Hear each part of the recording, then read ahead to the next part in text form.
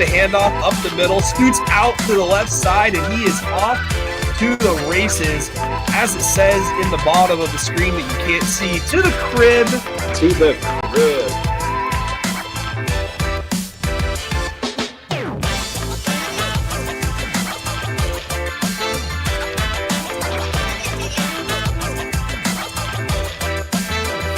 Johnson and a Boston Karen in there. Yeah. Here's our top 10 plays of the week. Ready, down, push. Number 2, check out this play from Rivers quarterback Darian Harper. Slow motion, dive it over into the end zone. I always hated Lou Holtz, right?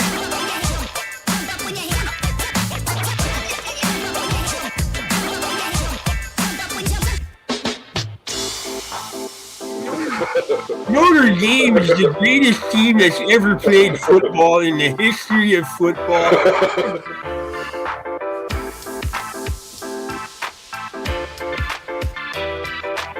It's true. They do the magic tricks before the game. The picks for this week. It's on the screen right here, Tyson. James Starrett. Thanks, James. Appreciate you being a part of the live stream comments.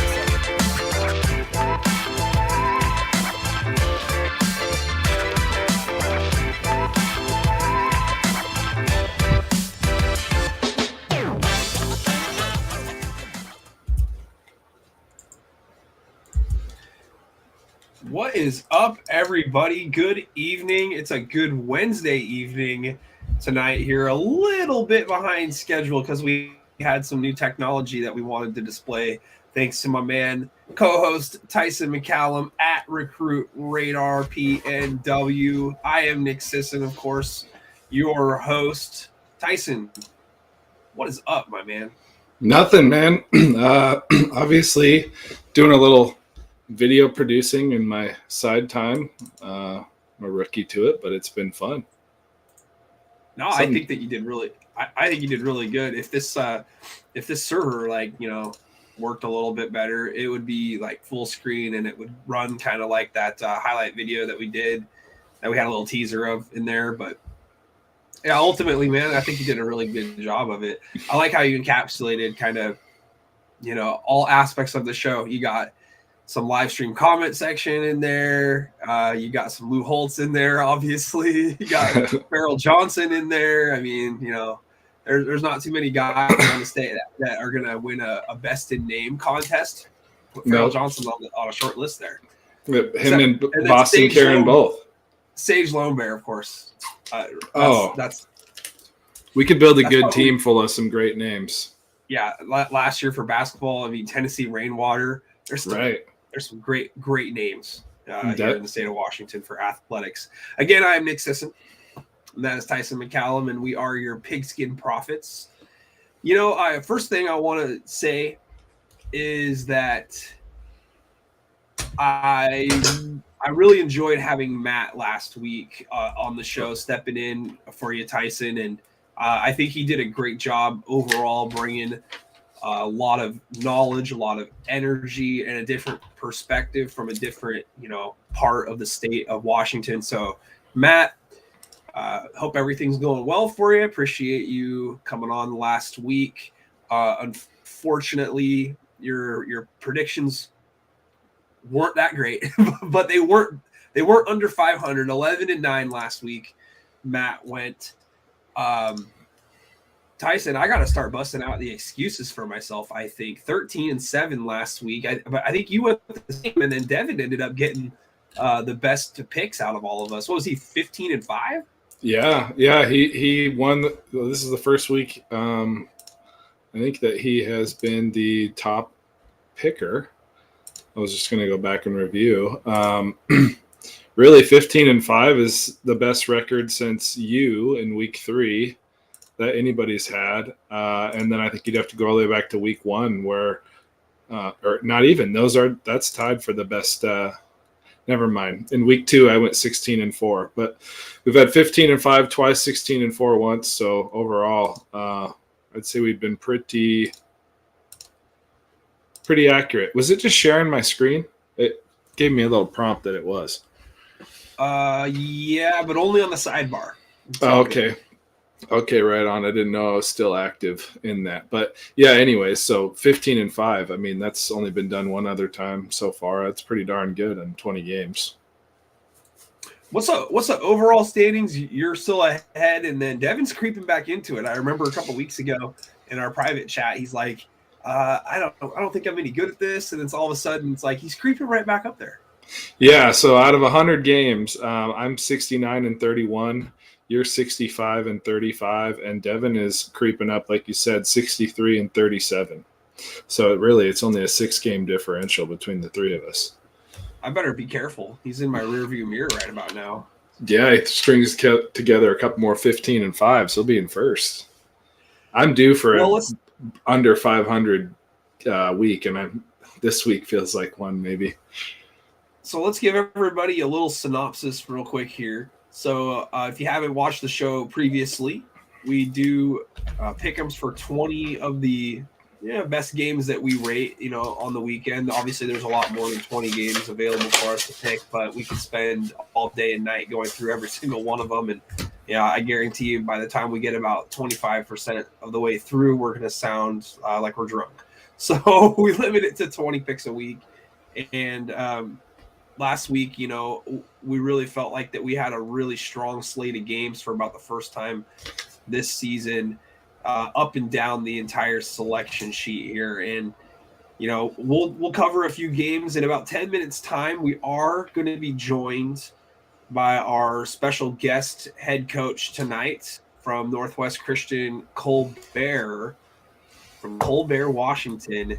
It's going to be Marshall Hart. So we appreciate Marshall for coming on later tonight. And we look very much forward to getting a chance to know him and a little bit more about his Crusaders. Tyson, I checked the sheet, and the Crusaders were on the pick'ems last week, but I picked against them. I can't wait to tell Coach Hart that I didn't have the heart to pick his boys. But, man, I tell you what, after the performance that they put together last week on the road against Lynn Ritzold Sprague, I know they're creeping up your rankings for good reason.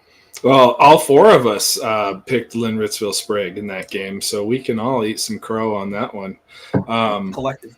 Yeah, definitely. Nobody has to fall on the gavel or go to the gavel, so to speak. But and then they beat Riverview a couple of weeks prior. Riverview actually played them a little closer than Raymond South Bend did, so that's two.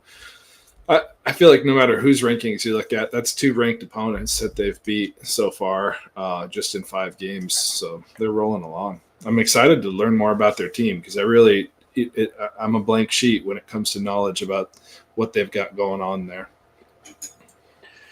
Yeah, I mean, I'm really, like I said, really excited. Last week I thought that Lynn Ritzold Sprague going into that game was probably in that number 3 spot, solid number 3.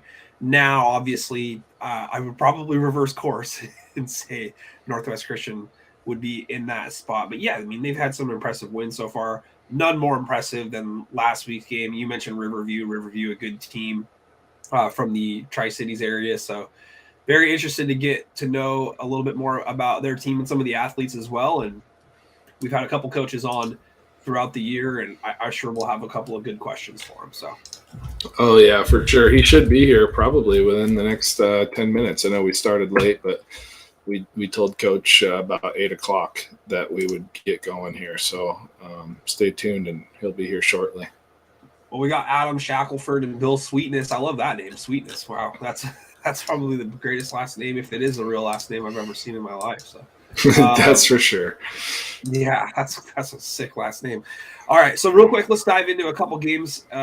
We just touched a little bit on that Lynn Ritzfield Sprague and Northwest Christian game. We had 19 others to go over. And let's just start real quick with the heavy hitters. We've got about just under 10 minutes to go until we'll catch up with Coach Hart. But I'm going to start at the top here, the game of the week from last week, Tyson. It was really the type of game that I figured that it would be, except I had Eastside Catholic winning it. But Eastside Catholic taking on O'Day, and the Irish hold up and, really have the claim for the number 1 spot, I think, with solid footing right now. Although, you're making a case which you should, by the way, for Yelm still being in that conversation as the number one team. I mean, they have been rolling ever since the week one close call against Camas. But ultimately, just as well as anybody else that I love the 3A Metro League and the competition that it brings and the aspect of it. O'Day is that team this year that has all of a sudden ascended beyond Eastside Catholic, overcoming 2 losses to him last year, 1 in the regular season, 1 in the playoffs. This is a great first step. This is a great building block for O'Day. If you really wanted to put a gun to my head and make me pick if they were going to play again this season, I would say yes. They probably will match up at another junction down the road in the postseason again. And, of course, I reserve the right to reevaluate. But for right now, O'Day has really kind of cemented themselves as the number one team. They end up winning that game, close one, 16-7, low scoring, but just the type of game that you would expect between 2 physical teams that want to run the ball and get after it on defense. Oh, yeah, for sure. Well, the most impressive part about this win, something I didn't even realize going into it, one of O'Day's key offensive linemen, 6'5", 300-pound kid, I think he's committed to Texas. I want to say it's Texas Tech. Could be wrong. It's one of those Texas schools, but he hasn't been playing, and then they haven't even been playing their starting quarterback the whole season so far. He's also been hurt. So, obviously, those are 2 pretty crucial pieces. Granted, they're a team that definitely runs the ball more than they throw it, but still, your starting quarterback's not playing, and you're going and taking on Eastside Catholic, and Brown's running for 180 yards. And I just think they're so well equipped this year. Last year, they were a little young still, definitely. And Eastside Catholic had some heavier hitters, that were seniors, and I think the tides have turned just a little bit in terms of experience. Well, Jason Brown Jr. continues to, be an absolute load to bring down. And, he's probably number one, number 2 in terms of best running backs in the state. Braden Platt, he's being recruited as a linebacker. If the Ducks needed him to carry the ball a few times in the next 4 years, I bet that he could be a little bit like that Miles Jack type of linebacker, that can switch back over to the running back position because he's so explosive with the football as well. But, you've got those 2 guys. Yeah, when you got those 2 guys in the state, and we're not even talking about some of the other heavy hitters in the state. Like, if you look at the season that, guys like Xavion Jones has put together, and if you also look at, like, Ty Webster, there's a lot of dudes that, that are really putting together some serious numbers to be gawking at. But yeah, it's interesting dynamic that, you look at a roster like O'Day. I mean, they just got dude after dude after dude. And I mean, everything's collegiate size. Yeah. And they got beyond collegiate size. They've got NFL prospect size. They got guys they've got guys that I would probably put good money on, getting drafted at some point after, hopefully a solid college career. And decision time's coming for Jason Brown. I know you reached out to him, and hopefully we're able to see if we can get him on the show at some point this year, and maybe he can walk us through his recruiting trail and a little bit about what he's thinking. But yeah, I mean, big win for O'Day. I don't want to spend a whole lot of time on it. We got a lot more games to kind of cover real quick, and then again, we're going to have Coach Hart jump on here in just a little bit. Let's talk one more game real quick, and then we'll see if we got Coach Hart ready to go. But yeah, man, I mean, I gotta talk about Linden Christian against Napavine. I mean, we'll probably spend a little bit more time talking about Napavine in terms of like where they're ranked at. I know we will, by the way. I already got a comment from a buddy. I think you remember him a couple weeks ago. He's like, "No more Napavine talk." But you have to. Yeah, it's inevitable. Yeah, I mean, I'll make the case. Whatever. Great win for Linden Christian. What a bounce back win, and oh yeah, they've had such a tough schedule so far this year, and it doesn't get any easier this week at all. By the way, so the games that they've played the last couple of weeks, man, I tell you what, you go Royal, the 1A state champs, and then you go Napavine, the 2B state champs, back-to-back weeks. I mean, they're hardened and ready to go for anything that's going to be thrown their way, I think, Tyson. And, this upcoming game this week is pretty much a must win. It has to be a must win. If there's a must win in the state of Washington this week, it's the winner of Nooksack Valley and Linden Christian. But man, I'd like you to break this down real quick for me. But you were telling me that, Napavine just didn't really look good and look competitive in the game on film. Give me your take on that game. By the way, 47-6, Linden Christian. I mean, Napavine hadn't lost in over 2 years since the state championship game to Kalama. So I mean, that's not a loss. That's an absolute wake up call. I mean, I didn't get to see the whole game. Mostly what I was seeing was highlight type plays. But in just terms of size and speed, we know Linden Christian's a big football team, especially at the 1A level between guys like Wright and oh gosh, of course, his name escapes me off the top of my head. But I wanted to say Cade Eldridge again, but not this. They got a kid though that's playing linebacker and tight end that's very similar in size. That's the one whose name is escaping me off the top of my head. But and then they've got other dudes that are big and put together and stuff. But on film, they just looked so much faster and so much bigger overall than Napavine. Napavine's, granted, it's a smaller school, but some of those kids look like they were middle schoolers compared to the kids on Linden Christian, just via size differential overall. I'm not saying anything about their talent, but because we know how good they are. I mean, they've rolled over everybody else out there, and Linden Christian's been a team where you don't know, necessarily where they're going to be every week. That we know how talented and how much potential they have with victories like they had last year against Royal, and then ultimately I kind of compared them earlier this year to like Glacier Peak. Super talented team, just got left out of the playoffs at the last minute. But overall, they played probably some of their best football they have this year so far, and this going into this week, that's really important. I mean, absolutely. You want to talk about a statement win? I mean, Nooksack Valley needed to see anything else, leading up to this one to know that Linden Christian's a really good team. I mean, you could even throw on the film they had against Royal, even though that they ended up losing that game by a couple scores at home.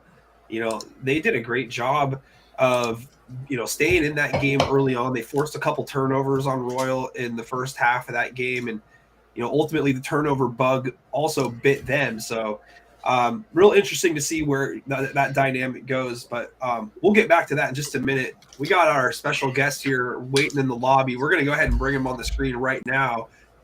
Coach, can you hear us okay, loud and clear? Yes, I can. How you guys doing? Doing great, Coach. Thank you so much, Coach Hart. I am Nick. That is Tyson. And we appreciate you taking some time out of your busy evening in preparation this week to visit with us. Thank you so much. Yeah, absolutely. Thanks for having me, guys. It's awesome. Thanks, guys. Oh, it's going to be a blast to learn more about your program. I mean, I'll be the first to say I didn't, expect to see you guys. I didn't know anything about you, to tell you the truth, and to see that you guys have beat by. I told Nick before you came on. 2 by anybody's ranked opponents so far this season out of 5 games. You're off to a great start, and I'm pumped to learn more about what you guys are doing and what kind of just the style of football you guys play. Totally. I mean, we, it's not uncommon to not hear of us. We are a small school. We have a wonderful group of dudes. We have really put some time in over the last 4 years. We have 12 seniors. We have, I think, around 10 juniors. I mean, we're super old and we're experienced. And we took our lumps early, but we've really been blessed, by the Lord with our success. And where it's been really awesome, to see the kids really start to realize that and start to be a threat. We play some really tough teams. We're in a really tough league. We have great coaches up and down the league. I mean, Morgan Fisk, Holman, everybody's really tough. Phil Bermia, Ritzville, and to play a non-league game like Riverview. I mean, Coach Welch. I mean, that team's really good. Hyatt Clark, the quarterback, is really he slings the ball now. Oh yeah. Yeah, so it's been really cool to see the kids have success. It's we don't really have just one guy. We have a lot of guys that really pitch in, just do their job, and we really hammer being selfless, selfless leaders, and so that's been really cool to see the boys kind of come through and really buy into that culture, and we're super lucky. Yeah, no doubt. I did a little scouting on your past myself, and just no, I mean, super interesting. So not in the high school football season, you spend, I assume it's your spring and early summer, or all of your summer for that, most of it, doing arena league stuff. Yeah, it's cool. So I haven't done it this last year, but yeah, I spent 7 years in the IFL. So basically, I mean, it's the biggest league now. But yeah, so I worked in the IFL. I worked for the Spokane team. I worked for a team in Nebraska. I worked for the Barnstormers, the place where Kurt Warner played. Sure. So it was really cool. So this is when I was an assistant at Northwest. So we've had the program 10 years. I'm 29, so I started the year after I graduated high school. Okay. And so I would do the fall at Northwest, and then I would travel, or if it was in Spokane, it was even better. Then I have to leave. But I would travel, and I would come back for like the week of spring ball, 2 weeks of spring ball. Then I'd fly back to wherever I was. But yeah, I was super lucky. I got to coach a lot of really awesome dudes. A lot of guys that are still in town. It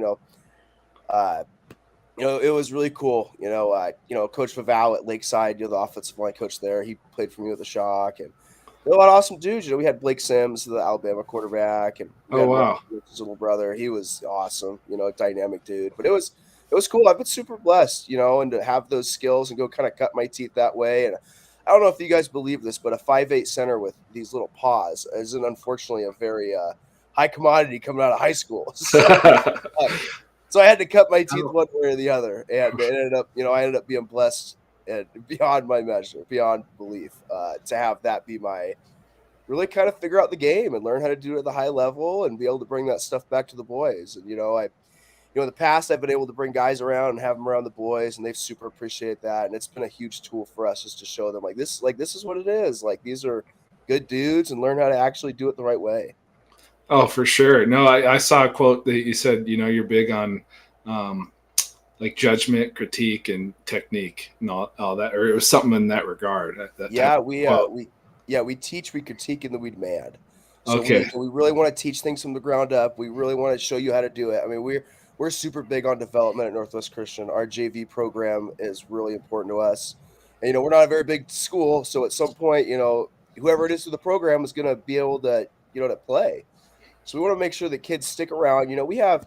We have 36 or 37 boys right now. The year before I took over, we had a game with 13 boys. Wow. That year before. I mean, we were really proud of those kids, but we were, I think we maxed out like 18, maybe 19 dudes, but really it's been recruiting the hallways, developing people. We really want to develop guys. Our JV coach is awesome. He was a tight end at UW, Don James last year. Oh, wow. I have 11 coaches on staff. A lot of them do it for free. We just added one of Whitworth's offensive line coaches this year that joined us. And it's been really huge to develop these kids and give them the skills necessary. So we want to teach them. We want to critique them. We can get into like 7-on-7 periods. Let's fine tune. And then we demand it's done because your brothers and everybody relies on you. And that's that accountability piece. It's we have to be accountable to get the job done, even when it's hard. Totally. Nick, you got something? I got plenty more for him, but let you interject here. Coach, I don't know if this is the first time that you've watched the show. Hopefully not. Hopefully you've done some research on us, but we embarrass ourselves every week by pretending to know who's going to win games each week. And last week, all four of us previewing this game with Lynn Ridsfield Sprague, we couldn't really get over the hump on the result from last year and a couple of the athletes that, LRS still has in-house. But you guys have been on the revenge tour, so far this year. You overcome a loss to Riverview from last season, and then, you really just handled Lynn Ridsfield Sprague 30-0. Was it as lopsided on the score sheet as it looks like, or was it a tougher game than maybe we all, give it credit for? So it's kind of funny. I don't know if I'd call it a revenge tour as much as I would call it just a coming of age tour. We're starting to become young men. And now we're really starting to get to that point where we have seniors, and seniors win football games, especially at our level. It's very rare to see a young team really go far. So it's been really cool to see these young men kind of come up in the values that we talk about a lot. But no, it's funny. We played them last year. We were really light on bodies, really light. We were up 7-0 at half, and then Brock Kinch and Brody Bones are two studs. And Coach Bermia is a really good coach, and Coach Hills with the DC are phenomenal. So for us, it was more just about execution. We fumbled the ball in the 5 in that game. We had a field goal we hit. We had another drive kind of stutter, but no, our defense plays really well. Our DC is phenomenal. He does a really good job with them. They're really intelligent. We want to be intelligent and aggressive. We want to be able to play the game the right way, and we want to understand our keys and be able to shoot. And that's what we had to do that week. It was tough. It was a toss up either way. The boys just came out and did their job, and it was awesome. The boys. It was really cool. And we have a lot of we have tough games down the road in our league. Every game in our league is tough. But it was a cool moment to see the boys get over the hump and play a physical team like Ritzville and Brody Bones. I mean, there's plays where he's dragging us like 10 yards down the field, and I'm on the sideline with the quarterback, and it's like, we're gonna have to score again, buddy. Like he's rolling now. Like this is not gonna be easy. No, there's not a lot of kids that strong that are his age. I saw. I mean, he's only a junior, and I saw that this offseason he put up like 19 reps at 225, and I left him a comment. I was like, dude, that's more than Antonio Gibson and Clyde Edwards-Helaire did at the combine 6 months ago. He's a horse. He is a really, really, really nice kid, really nice family, and he is a horse. I had been hearing about him since he was in 8th grade. So middle school, kind of the 11-man league, they have weight limits on guys. So he played guard. Oh, wow. I believe. Yeah. Oh, I'm sure he was just dominating kids. Yeah. And I heard about him. They're like, hey, man, like this kid's going to be a stud. And he showed up, and he is all that. He's a good football player. Yeah, it's rare to find a kid put together like that at any level, really. Oh, totally. I tell you what, I'm sure our kids didn't love tackling him the whole night. That's for sure. No doubt. Yeah, I mean, just jumping back a little to arena, but now that we're talking more high school stuff, obviously it's a different game. I mean, it's probably more like a 7-on-7 experience overall. How have you flipped back and forth, and has it affected like your team style in your coaching, or is it black and white? Like you don't even treat them like they're the same thing? So it's kind of funny. So there's two different styles of indoor game. There's an arena game, which is like the old Arena Football League. It was like on ESPN. It was the one guy in motion. It was sling the ball around the yard. The pocket quarterback's under center. It's a quick 3 steps. We're looking. There's a lot of skill concepts. There's a lot of stuff like that. But the indoor league is a lot more like the outdoor game. There's a lot of run game concepts. It's really like it's a 3-on-3 up front. It's either a 4-man box or a 5-man box, and there's a lot of concepts that you do teach in that league that are applicable to out. It's one of our big deals is getting guys moved up and moved on is teaching them these concepts and be able to show off the skills that they had at whatever level they were at, whether LSU or whether it was, Nicholls State, wherever it was. But no, a lot of it did apply, in the passing game. I've taken a lot from it. I worked with some really, really phenomenal coaches. I worked for a guy, Adam Shackelford, who was the coach of the Shock for a long time, that taught me a ton about the passing game. And so some of our concepts come from that. So a lot of it's just tweaking and adapting. But no, I think the really good coaches in that league really take the outdoor game seriously. And the guys really respect that because their goal is not to be playing indoor football. Their goal is to be up in the CFL or back up in the NFL. Sure. So I think being able to marry those two and being able to take that approach really makes people successful at that level. And I think it's really helped at the high school game because I've been able to take things like for offensive linemen, for example. So I was an offensive line coach, special teams coordinator. That's what I did. So being able to take those concepts that I work with them and learn from them. I mean, I learned from a ton of those guys that I had the opportunity to coach. Coach, partner with probably is a better term, but really, learn from them. Like, hey, what did you do? What'd you do at Utah? What'd you do at Hawaii? Show me some things that you guys did that we can partner with together.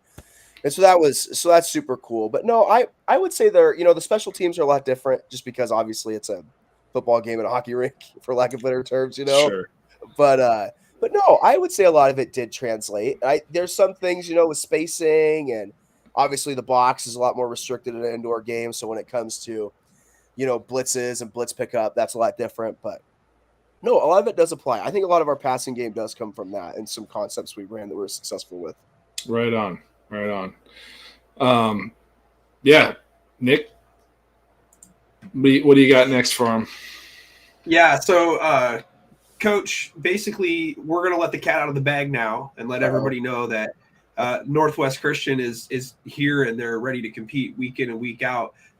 Is there going to be like a transition period for you and your coaching staff on, how you guys approach dealing with the kids to prepare for these games now, knowing that everybody knows that you went in and won that game last week 30-0 against a highly ranked opponent, and with Napavine and Okanagan seemingly being the only like two teams that were kind of classing in the same breath as you guys. I guess, how do you avoid the mental letdown and coming to practice each week, staying sharp, staying hungry? Yeah, I think it's a mixture of things. Napavine and Okanagan are really, really good football teams. And to be honest with you, we still have a lot of building to do. We have a lot of building within our own men, with our character. We have a lot of building within our physical skill set. For a little proverb, parable, it's too much is given, too much is asked for. Those that are given a lot of talent are asked a lot more of them. So for us, we have to really be a good example of what makes Northwest Christian different down the stretch. We really have to be good examples of what we're about and show that. This is a really nice 4-week opportunity to play good teams and to really fine tune ourselves to be ready for an Okanagan and Napavine, because those teams, like, it's, stuff's going to hit at a certain point. Like, you are playing a really, really tough football team. And how do we adapt at that point? How do we adapt and overcome? We're lucky to be given seniors and have that opportunity. We've played tough games. I mean, Chewelah week 1 is really tough. We had some adversity in that point. Our quarterback was knocked unconscious at a certain point. Like, we had to go into week 2 with one of our receivers playing quarterback. Praise the Lord, he's fine. He was back week 3. One of the toughest kids I've ever seen. He's phenomenal. And so we had that adversity. Reardon was really tough with the John Holdaway kid that's a D1 body lineman. Oh, yeah. Riverview week 3 was really tough with that quarterback. How do we adjust to that passing game? We had physicality week 1 with Chewelah. They have a phenomenal nose tackle that is a tough son of a gun. So we had to be able to learn how to adapt from that, because our center is a little light. So for us, it was like, well, how do we adapt to this? How do we overcome this? How do we, so we had John week 2, and then we had Hyatt Clark week 3. But how do we defend the passing game? How do we keep our win? We are a small team, and we're blessed with depth. But at the same time, we have to play 4 quarters and be able to cover the passing game. We have to be able to get a consistent pass rush. So having that opportunity, Soton's really tough. Soton just beat Chewelah this last week. Coach Holman always has those guys ready to go, and they have a pretty physical line. So are we going to be able to overcome a physical line? And then week 5 was like, hey, are we real? Like, are we really going to make a run at this thing? And the boys really answered the bell against a really tough team and coaching staff. So really for us, it's about fine-tuning ourselves and really just developing our character, like really continuing to fine-tune, like what's going to make us, the mentally weak team is not going to win. And the team that doesn't do things the right way on and off the field and really, really pursues, for us, it's Christ-like leadership, but really for us, it's about how do we keep being us? Like, how do we not let, no matter number 1, whatever it is, it doesn't matter. It's all these rankings. Okanagan's really, really tough. Carter Kukaboo is a really, really good quarterback, and that team is always physical. And Napavine is just Napavine. I mean, I don't care if they lose to Linden Christian or what it is. They're going to be tough. And we get into a semifinal game. I mean, whatever betting odds are, like, we're going to come in as the underdog. Like, we are going to have to really prove ourselves. We played Okanagan in 20. So our program is only 10 years old. So we are the 3rd year of our program. We went from teaching kids what a football was to being in the semifinals against Okanagan. And that was like, holy smokes. Like, this is this is the top echelon. Like, Are we really going to be a top echelon team? So I've been here the whole time. So for me, throughout this whole process, it's been like, how do we get to that point where we're ready to do that? Like, how do we get ready to be mentally tough enough to go into that game, wherever it is, and beat a team like Napavine, Okanagan? And these have all been really good steps, and our league really prepares us for that, And so we're really lucky with a ton of dudes that can play. We have young guys that are starting to make contributions and have a quarterback that's really, really, he's intelligent. He is really intelligent. So being able to check protections, get us into good situations, stuff like that. Like, how do we, it's just about preparation now at this point. We can't take anybody lightly. Our league's really tough. I mean, it's just that's kind of the beauty of it. It doesn't matter what the record is. Like we're in for a dogfight, so we're super excited about that. I'd love to know real quick, Tyson. Sorry, I'd love to No, know you're real good. quick some of the players on your squad that you're more lenient on in terms of their offensive or defensive production. Some of the main cogs that has really developed under your team this season so far. Totally. So I guess I'll start with the best position, the offensive lineman. But we have two guards that have really turned into maulers. We have a kid, Parker Farr, who's a junior, who's 6 foot, 235. That's really physical, really does a good job. And then we have another guard, Joe Spooler, who's a junior, who's around 5'11", 6 foot, 215, 210 pounds, and he pulls like a freight train. Our two tackles have done a really good job. They're both juniors, and our center is a senior, and he's really filled in, does a good job. And our quarterback has done a really, really good job. He moves well in the pocket. He's able to take control of the offense. He's able to put us in good situations. We've had a running back that's really stepped up, Jackson Hamilton, who's done a good job. And we have receivers. I mean, we have receivers. I don't even know how many receivers we have. We have a ton of them that are really good. We have a receiver, Jacob Bell, who's a 4.5-star punter kicker through that, Sailor. Yes. Yeah. Sorry, I always get confused. Sailor. There's a few. He's a good athlete. He's not just a specialist, as much as I like to tease him about it. He moves really well. He's a big body out there. And we have a receiver running back hybrid named Ryan Waters. His dad was a tight end at UW. Okay. The kid's just a dog. I mean, that kid is. We were a sophomore year. We played Davenport when they were, they were tough, but they were really tough that year. We were down by a score. We kicked an onside kick, and he was like, "Hey, dude, I'm gonna go get it." And I was like, "I hope you do." And he went out and got it. The guy is just. I think he had like 1,700 to like 1,900 yards his sophomore year, and last year he was hurt, and so he's been big for us. We have a receiver, Emmett McLaughlin, who is fast. I mean, like those spikes are burning off his cleats fast. Kid. He filled it at quarterback for us week 2, and we have a couple really nice tight ends. A guy named Aaron Hudspeth who blocks pretty well, catches the ball. We have another one that's like 6'6", 6'6.5".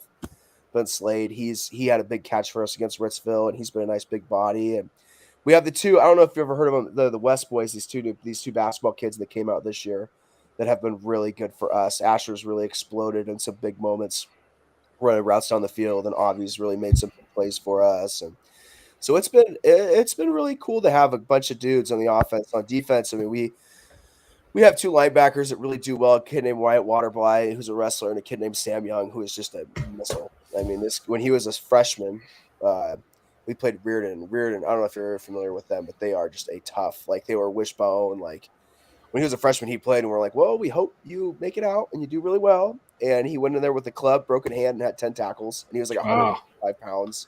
And so he's really developed, and our DBs are great. I mean, all those kids that play receiver play DB for us. The Waters kids locked down at safety. West has done really well at safety and court. Asher and Bell and Emmett are locked down at corner. And, the Hamilton guy that plays running back is really filled in at nickel. And our D-line's been out. They've been lights out. Our defense, our coaching staff is so phenomenal. They do so well with these kids. I only do so much. I'm just so blessed to have coaches that really do a good job. And we have a sophomore. His name is Ben Bach. He's 6'4", like 210. I want to say he has like 6.5 to 7 sacks already through 5 weeks. Wow. And he's just got a motor on him. I mean, the kid just goes and goes. And Joe Parker play on the interior, and Hudspeth. And we have a kid, Colby Shamblin, who's coming on, who's a junior that does a really good job. And I don't mean to keep rambling. I'm just to have these kids, man, that do. No, we want to get to know them. Yeah, it's all good. And it's funny. There's no publicity, really. I'm west of the mountains. Tyson's, Moses Lake-ish, area there. So I mean, we're getting the best of both worlds across the whole entire state of Washington, and it's good to know. I saw McLaughlin on film. I mean, he was 3 yards behind the defense, seemingly on every pass on the huddle highlights that I was watching of him. So I mean, it's great to know all these guys that are building your program to what it is right now. Yeah, we've been really lucky to have a lot of talent. We have a kid that played at Eastern, Silas Priya. I don't know if you're familiar with him. He was a phenomenal running back. He had, I want to say, like 2,000 yards his sophomore year, and he was over 1,000 every year. And we had a kid, Johnny Lester, who's playing guard and tackle right now at WSU.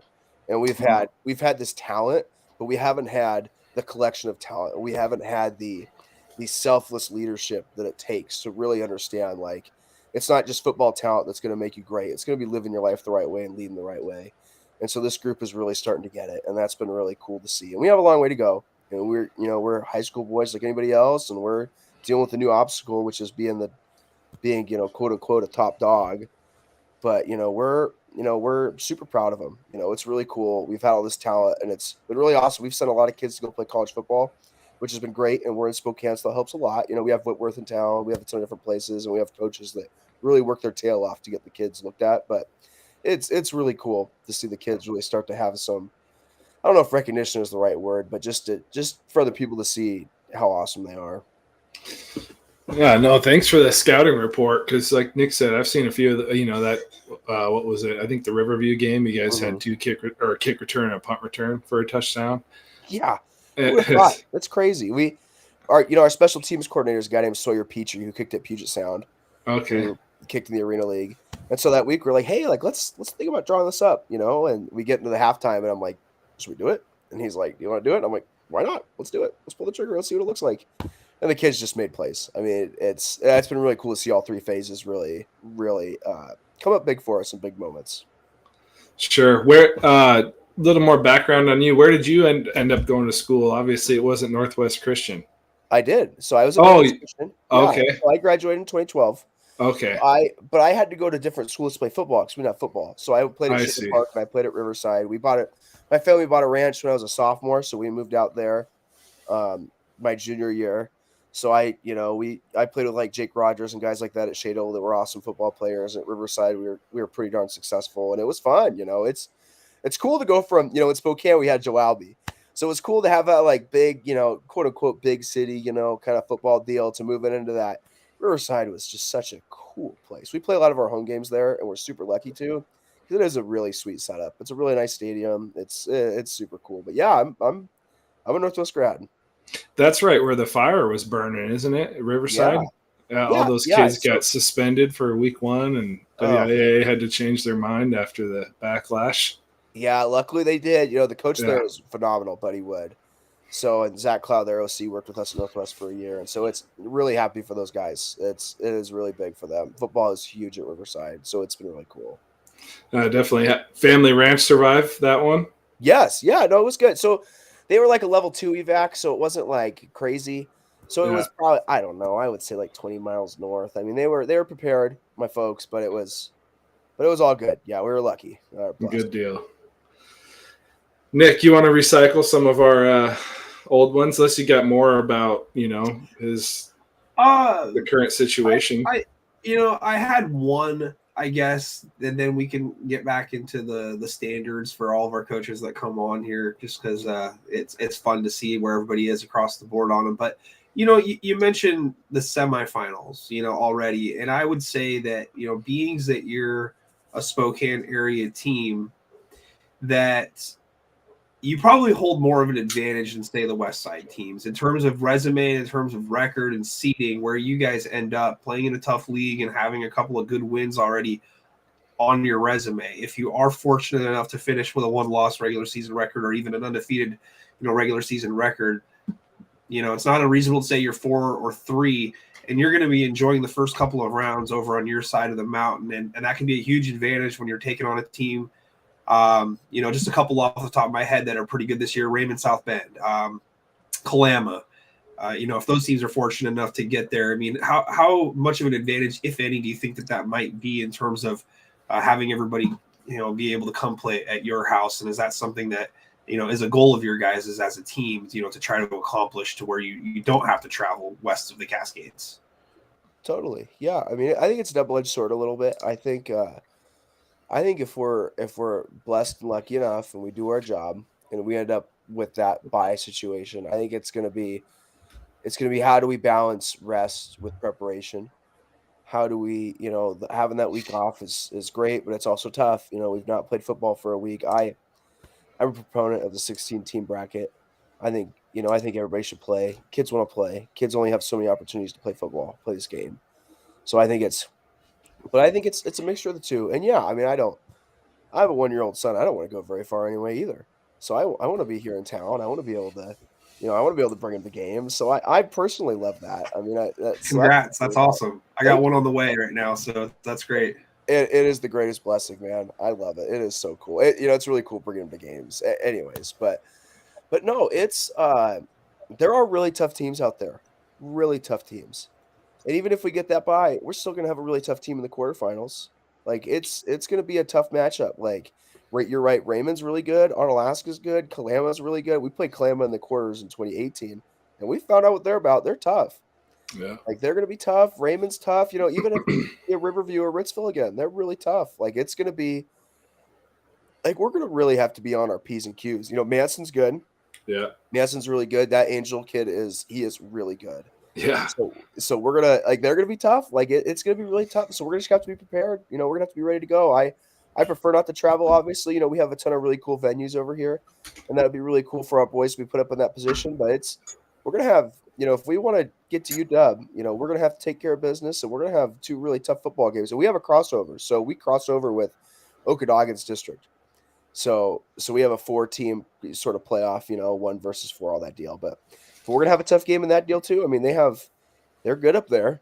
So we're gonna have to win a tough game there, and we're gonna have to win a tough game in the quarterfinals, and we're gonna have to win a really tough game in the semifinals. So it's just about managing that, and rest is great. It's always really good. Managing bodies is a really big part of what we do. It's just understanding, how far are we pushing kids, when do we need to pull kids, when do we need to, put pedal to the metal. But no, I think it's a blessing, and I think it's just a how do we manage this situation, because everything has two sides. Well, that's great. Good answer for sure. We had a fan question. One of our loyal comment section providers here, Auntie M, wants to know, what's been your toughest challenge so far this year, Coach? It's teaching these young men how to be with how do we lead and how do we make the example for Northwest Christian during all this. Like, it's really easy to figure that out when we're down, because you don't have the challenge of being the top dog and kind of getting. And our boys are really great and they're awesome, but how do we really still be an example of who we are, and how do we really set apart what we do? We could play tough, really physical football without. We want to be. Between those whistles, we want to be road pavers. We want to be, for lack of a better term, bullies. We want to be physical football team, but we want to represent ourselves the right way. And so I think that's been the toughest challenge for us, is just how do we handle this success, and how do we do it the right way? Work is not done. So how do we keep that going? We have a great group of boys that get that. We have a ton of fun at practice while still getting the work done. And how does our leadership take that mold to that step, so that when we get to that point, like we talked about earlier, like when we get to, like, and we've had tough moments. Riverview, we were tied 7-7. Chihuahua was a tough situation. Ritzville is always tough. In that handling that physicality. But how do we handle that when things are going well? And that's been, and our coaching staff does a really good job of that, and our leaders do a good job. But really just reinforcing like who we are and what we're about. Like what makes Northwest Christian football different than everybody else? And we're not better than anybody else. We're not different. We just want to be about what we're about. Right. Tyson, fire away, buddy. Most important thing is molding them as men as much as it is football players. That's for sure. But we've had a few questions. We've asked now Coach Hayjack. We had first episode of the year. We had Corey Sampson of Rainier Beach and Deontay Cooper of Highline on. And Nick's got one. I'll ask it for the both of us. We've kept it football only, but favorite sports being football movie of your life. Ooh, that's a good question. So I people are gonna make fun of me for this, and I'm sure I'm right. I'm sure my wife sees this gonna make fun of me, but I don't watch a lot of movies, to be honest with you. Friday Night Lights is obviously a great one. I mean, yeah, on a little bit of the. That's a phenomenal one. What's the movie where he does the bear crawl with the guy on his back, with the big lineman? Oh, shoot. It was kind of like, oh. That's not your movie, is it, Nick? No, I've definitely I've seen the video of it, but I can't remember who the actor is. It reminds me of Ron Livingston. Like, I don't know if it is Ron Livingston. I saw that Coach Shackelford is watching this, and he's gonna really make fun of me for this big time, because he always used to get on my case about not watching enough movies. But the longest yard is the old, it's a decent one. There's probably inappropriate, but remember the Titans, Friday Night Lights. I think there's a lot of really good football movies. I'm just unfortunately not a big movie guy. That's a long attention span. I'm a millennial. I for better or worse. Unfortunately, I get that far into a movie and I'm like, man, I don't know if I remember exactly what's going on. Yeah, you damn kids. I know. Well, hey, you don't handle yourself like one, so we'll definitely give you. You don't seem like a millennial to me. Oh, not in the traditional way. No, grace, man. You're definitely light years ahead of most, especially for that age. Unless you want to jump in, I've got my other one that I've liked to recycle. And no, go ahead. So when you're a player, you've coached for a long time. Do you have any pregame rituals that it's consistent for you, or a habit or anything like that you find yourself doing every game day? Man, that's a good question. Not a ton. I'm kind of I kind of follow the same process. I get to the field early. I set up the camera system. Or it takes me and the other coach about 45 minutes to an hour, and usually I nervously pace for a little bit. I think about, what are the worst things that can happen? And then I think about, okay, what are the good things that can happen? I get through that, that nervous Nelly kind of energy, and I was hanging out with the boys. I really enjoy spending time with them. They're really fun kids. So I really just like spending time with them, talking to their coaches. I mean, we have 11 of them, gosh darn it. I can get a new conversation out of somebody every week. So Sure. That's kind of where I'm at. I don't know if I'm really a creature of habit in that regard, but bus rides, just kind of listen to whatever it is, whether I'm listening to a podcast or whether I'm just, kind of just relaxing a little bit. I like to watch. So something I picked up in the indoor league that I didn't really think about so much was like last minute adjustments, watching film again, like taking a day off and then watching film that morning. So like cramming for a test. Yeah, exactly. Yeah, cram it. Exactly. Yeah. You don't watch film all week, then you figure it out on Friday. No, just I watched a lot of film, but so I take a couple days and I don't really watch much, and then I watch it again on Friday morning and go, well, what did I not think about prior? Like, did I get in a rut of seeing what I thought I saw? And then I flip it on and I go, oh, I didn't even notice this before because I was thinking about XYZ. Like, I thought this chain of events is this. When in reality, when I take a step back, it's like, it's like building something, now that I have a 1-year-old, it's like building something that's really frustrating. And then you take a step away for a minute, even though it's Fisher Price. Apparently it's not, 30-year-old approved for building like a Lego. Yeah. It's kind of like the same thing. You just take a step back and then you kind of enter it again. You kind of go, okay, well, what did I really miss? Like, how do I digest this differently? So I guess that would say that's my ritual, I guess. I wish I had a better answer for you, man. I'm pretty plain Jane. I'd say it's a good answer. I mean, you obviously do have some routines. I mean, if you keep it simple, but that's what it is. That's that. So I'd say it was definitely a good answer. What did Jack say? He said he always stands behind the he's the very last in line during the national anthem. Yeah, and he also stands behind them. And he also used to love Big Red Gum. Yeah. Oh, yeah. Really? Yeah. Red Gum, that's a manly move. I'm not man enough for that yet. See, I could barely grow this mustache that I told the kids I would have, and I'm not man enough for Big Red Gum. Like, give me some mint gum or some Stride or something that has a little taste to it, or something that tastes like a soda. I guess I don't know. Like, I'd be too thirsty chewing Big Red the whole night. Man, you must be. I don't know. I don't comprehend being that manly, so I haven't really entered that realm yet. I don't think in my life. So, but no, Sure. that's a good one too. Yeah, and I think Cooper's was candy and his sunglasses, and I'm trying to remember what Samson said. Do you recall, Nick, what his answer was? Off the top of my head, no. Sorry, Coach. No.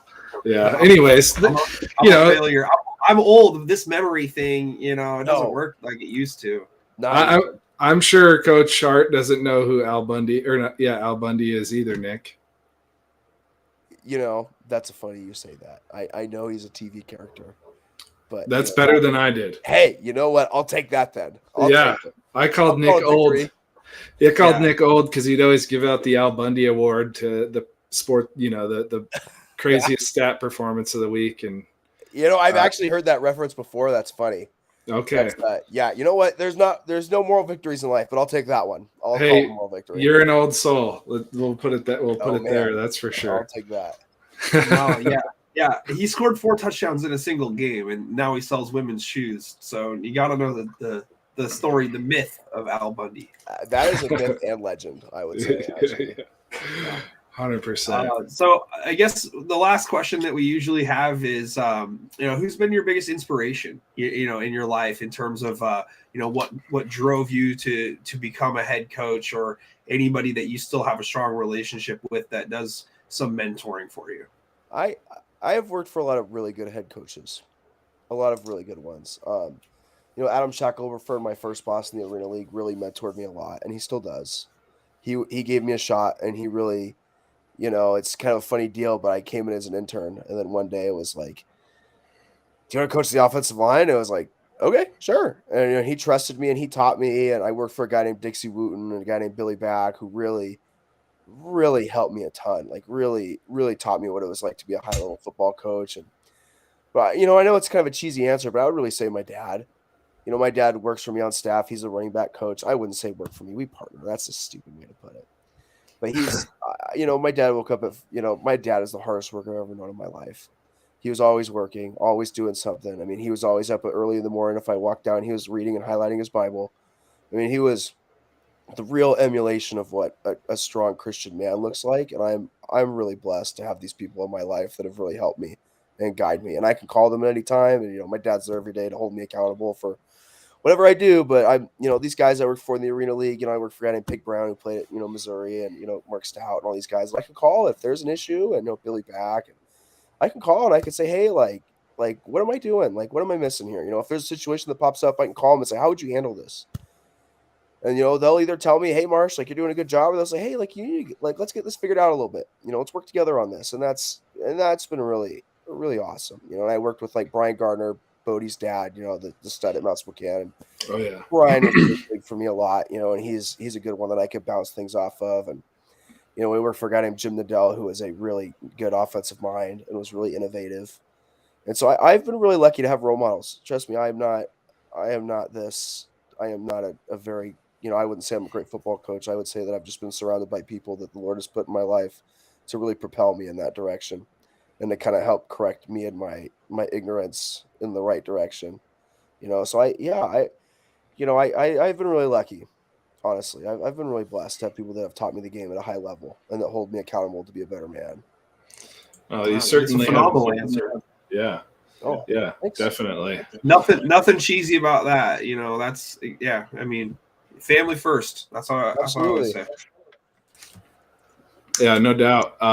Well, and you've got quite the resume. I mean, I'd say for especially somebody your age, you've coached as many places as some guys that have been old enough to do it for 20 years. I really looked into it. I was really lucky. Let's put it that way. I was, you think, you're like, I really want to work. I really want to do football for my life. You grew up with a kid with the NFL Network, and that's all you do. You play Madden 24/7 or whatever it is, and you play youth football growing up. When you're 5'8", you're like, I don't know if this is really gonna work for me long term. Sure. I'm not fast. I'm a bigger guy. And I just, I got lucky, working in football. There was a path for me, and I was just lucky that I really worked my tail off, and I was humbled enough early to know that you really don't know as much as you think you know. Like, there's always room to grow, and there's always room to get better. And so that's what I've been, really blessed, to have, travel the places I have and live in the Midwest and just travel all around working this awesome game. It's such a beautiful, avenue this sport is that really teaches a lot of lifelong skills, that the Lord uses to teach us these things and to really kind of refine you and kind of the person, you're supposed to be. For sure.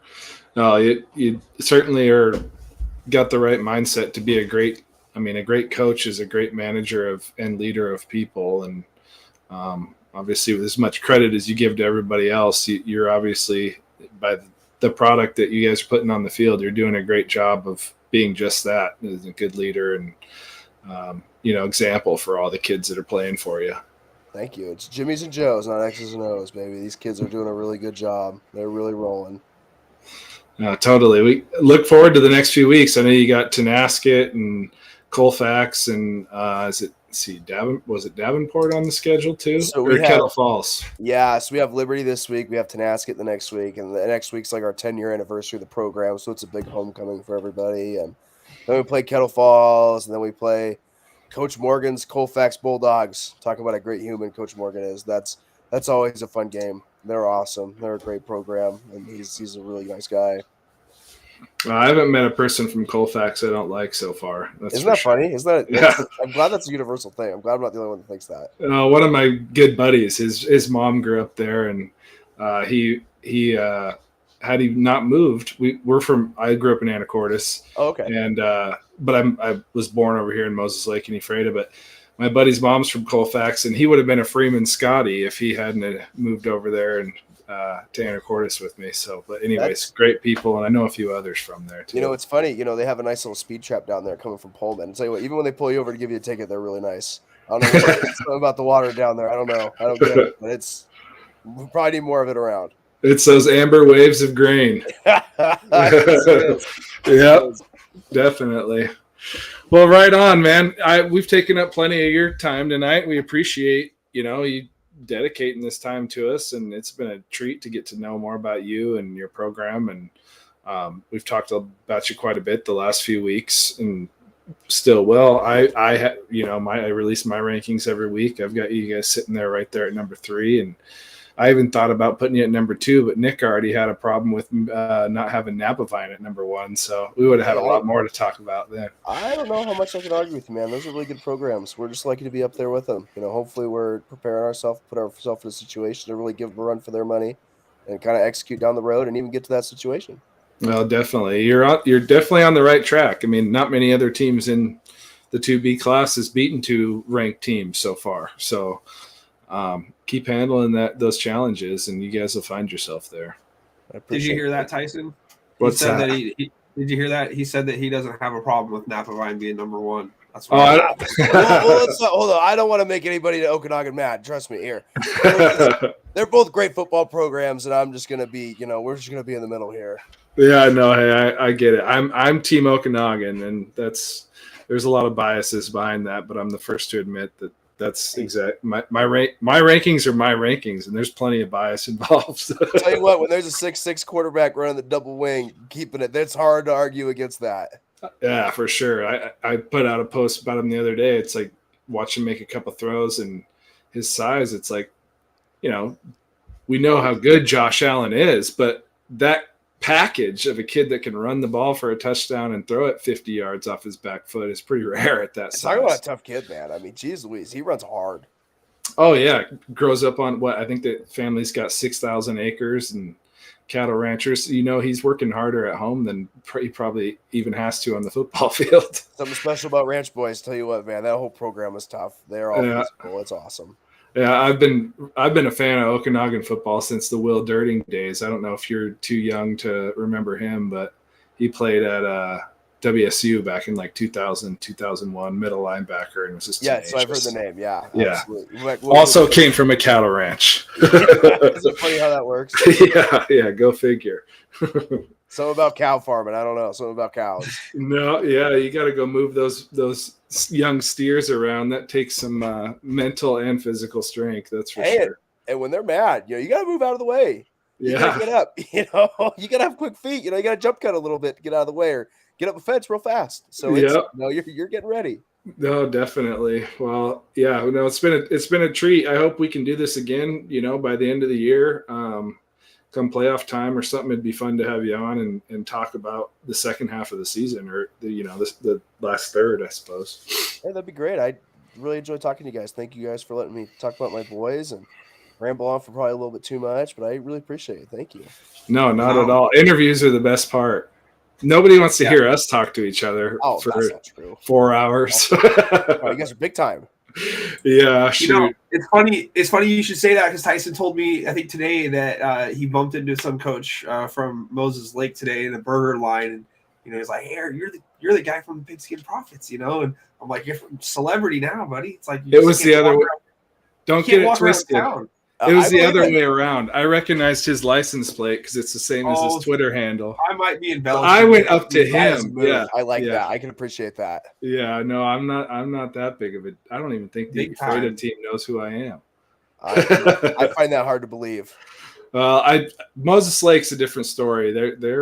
I went to their first 2 games this year, obviously being 15 minutes away, and like I said, Anacortes. So I've got ties to a few different places, but talk about 2 good programs too, man. They're rolling. Oh yeah, definitely. Sophomore quarterbacks leading the state in passing for Moses, and I mean Anacortes is on a crash course with Linden here coming the end of the year. But anyways, a lot of good football teams out there spread out. That's for sure. You guys are one of them. It's awesome. It's really cool to see Washington football really, really excelling this year. We got a lot of tough teams, and playoffs are gonna be fun. They're gonna be exciting. Yep, definitely. Maybe hopefully be able to catch a game, or Nick might even be broadcasting one of them according to the show last week. So oh wow. Yeah. Rumor has it you guys are gonna make it over to the east side for a couple of playoff games. I don't know where I heard it. I'm just saying there might have been a rumor. Yeah, I'm sure we could figure out a way to do it. I mean, my live streams are free on YouTube and Facebook, so people can have a chance to watch it. You do yourself a favor and go back and check the video library, and you'll love what you see. And if there's a way we can help out, we certainly will. And the guy that we had on last week, he works for Your ESN, and they kind of collaborate with the NFHS network to stream their games, and they do a phenomenal job as well. So I mean, you guys are in good hands. I mean, I know for sure that they'll be at Husky Stadium. I heard that Spokane just got a brand new stadium over there that people are going to want to play in here pretty soon. And being that this year is like a one-off for, playing at the University of Washington, we'll see how it goes. I mean, when you got investments like that on both ends, I'm sure that we could maybe, divide up the classes, maybe have, 2B, 2A, 4A play in one location, and then do the 1A, 3A in another. So, I mean, it's nice to have that one-day feel at some location, but you don't invest that kind of money in your community unless you plan on using it. So I'm sure that, we'll see it get some use. And, Spokane might even, play host to a state championship. Yeah, we've really built quite a few nice stadiums. Union, where me and my Spokane play, is really nice. The new downtown stadium is super cool from what I've heard. I haven't been there since it's been finished. But isn't it cool for the kids to get to play at UW this year? That is so cool. Yeah. That is awesome. Yeah, definitely, especially for a state title game. I mean, they've done those Lumen Field deals to start the year, and that's cool enough in itself. But that's how it should be. As long as it's not at the red turf and you've got, Kennedy Catholic there wearing their all red jerseys. Oh, man. Bruce Field is a piece of art. I don't know what you're talking about. Go Eagles, man. That is a beautiful place. Oh, no, it is. Definitely.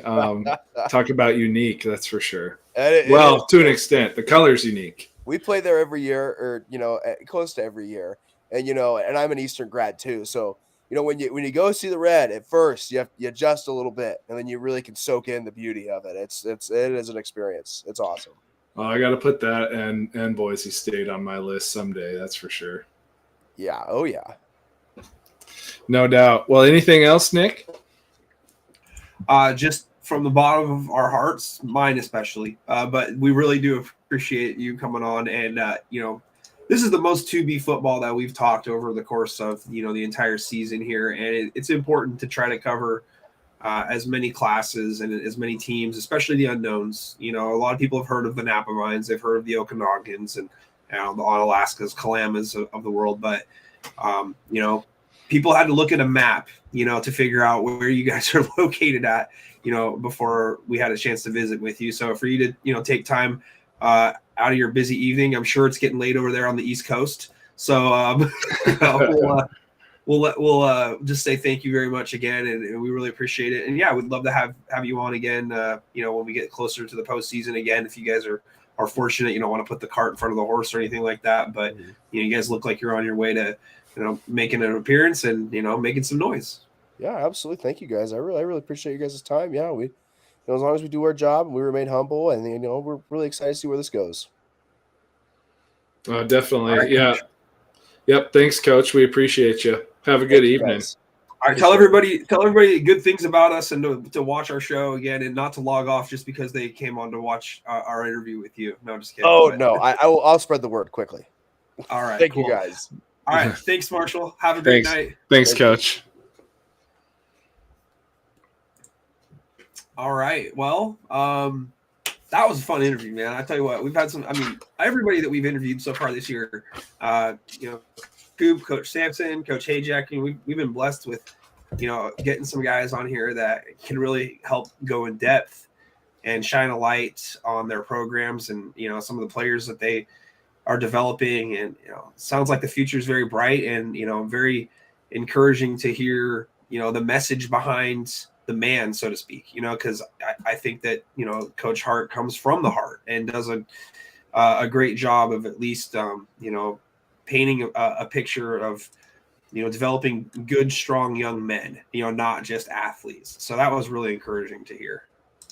Oh yeah, there's a pretty heavy emphasis on it, and like I said, he said he's not a good football coach, or that was his opinion, but he's obviously a very good manager and leader of not only men, because he's coached men at the arena league level. It's something I did want to ask him about that I just kind of glanced over, but between that and his coaching staff and then taking kids and trying to turn them into men, that's he said Friday Night Lights. I mean, that's the epitome of what that movie's really about. And I would love to go watch that team play in person. Hopefully maybe sometime by the end of the year that can be a possibility.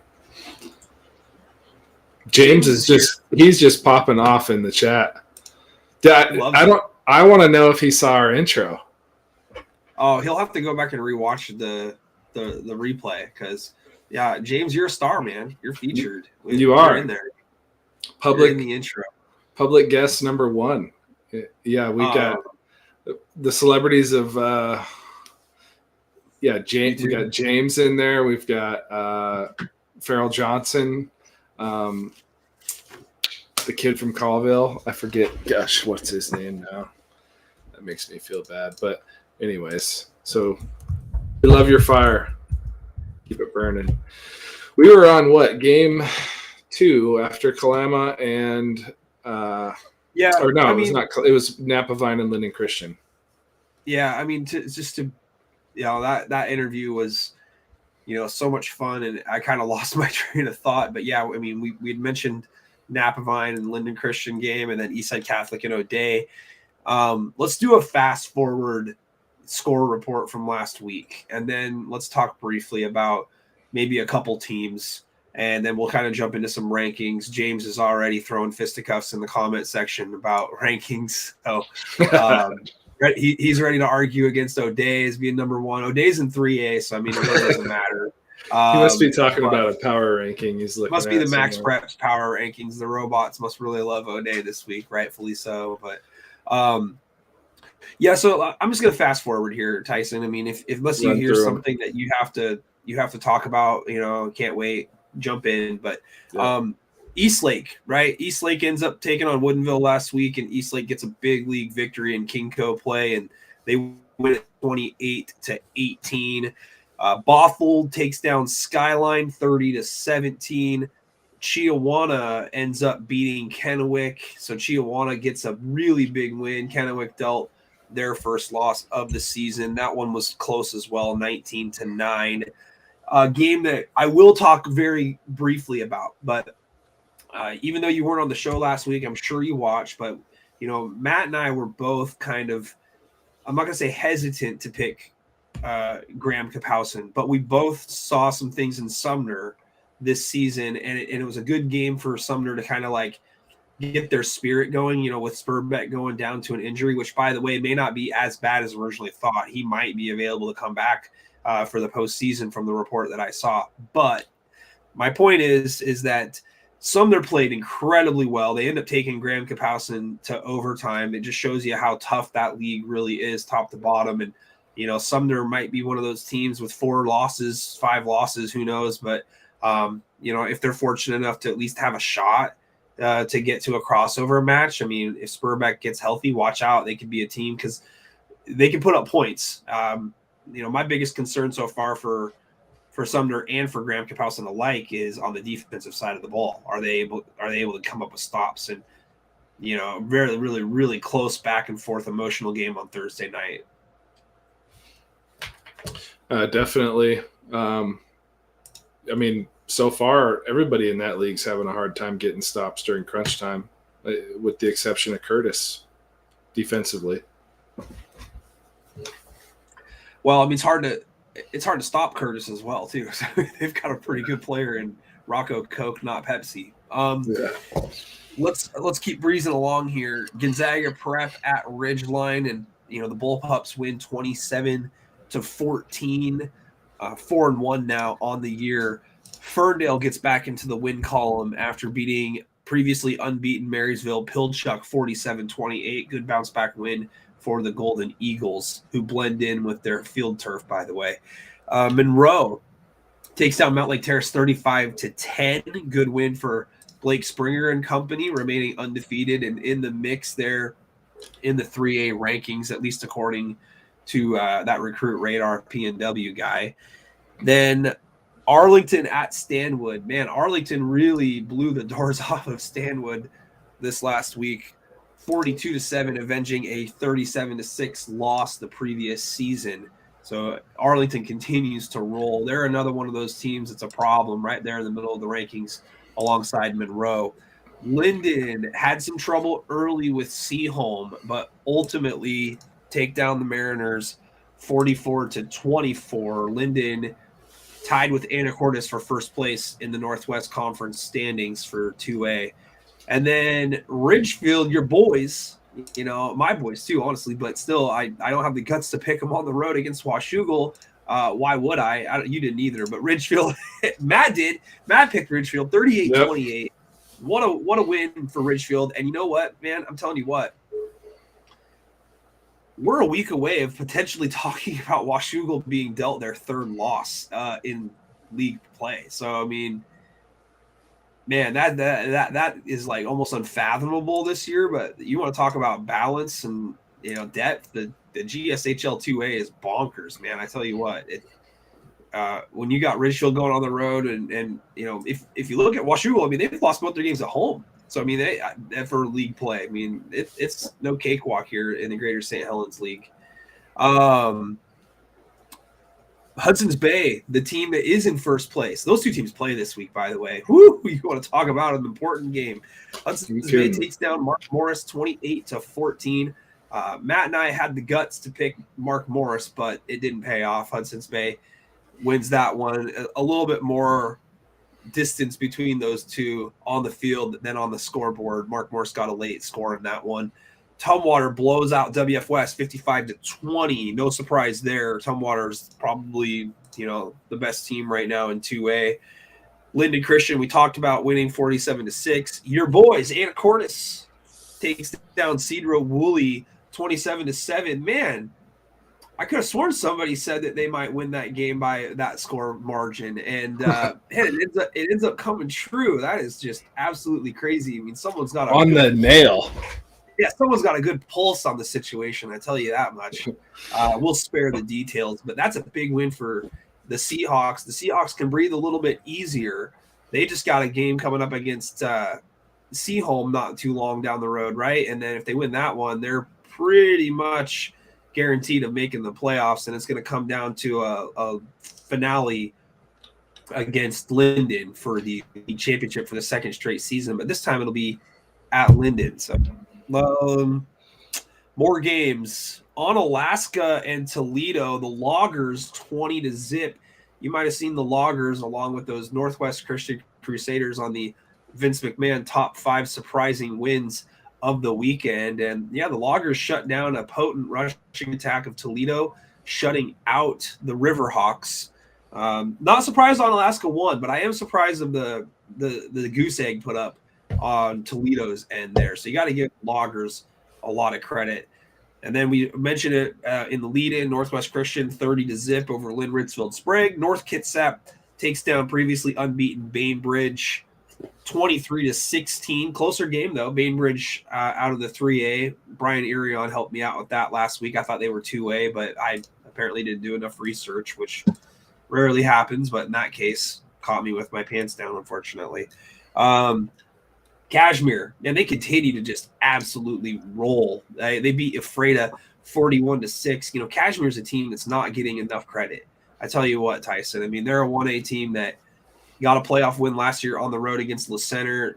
They look really, really tough this year, and they look like they're about ready to win maybe a couple more playoff games this season, you know, barring a catastrophic collapse down the stretch here. And then finally, the last game on the docket, a really good one, Gig Harbor in South Sound Conference 3A. They take down Timberline on the road 17-14, and what a story, man. Benji Parks continues to be for Gig Harbor. Backup quarterback coming up with the game-winning score on the last drive of the game for Gig Harbor to go on the road and get a big league win, staying undefeated in league. So, you know, giving themselves a chance to potentially pull off an upset against Yelm and be in that conversation for a league championship. You know, Jake Moe's in the comment section.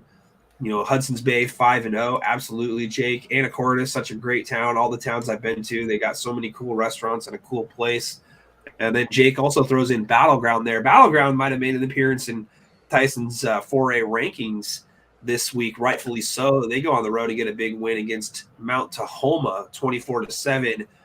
5-0 the Tigers are Battleground. If you look at that league in the Greater St. Helens 4A, Tyson, you've got and then you've got Camas with one loss to Yelm. I tell you what, that's a tough little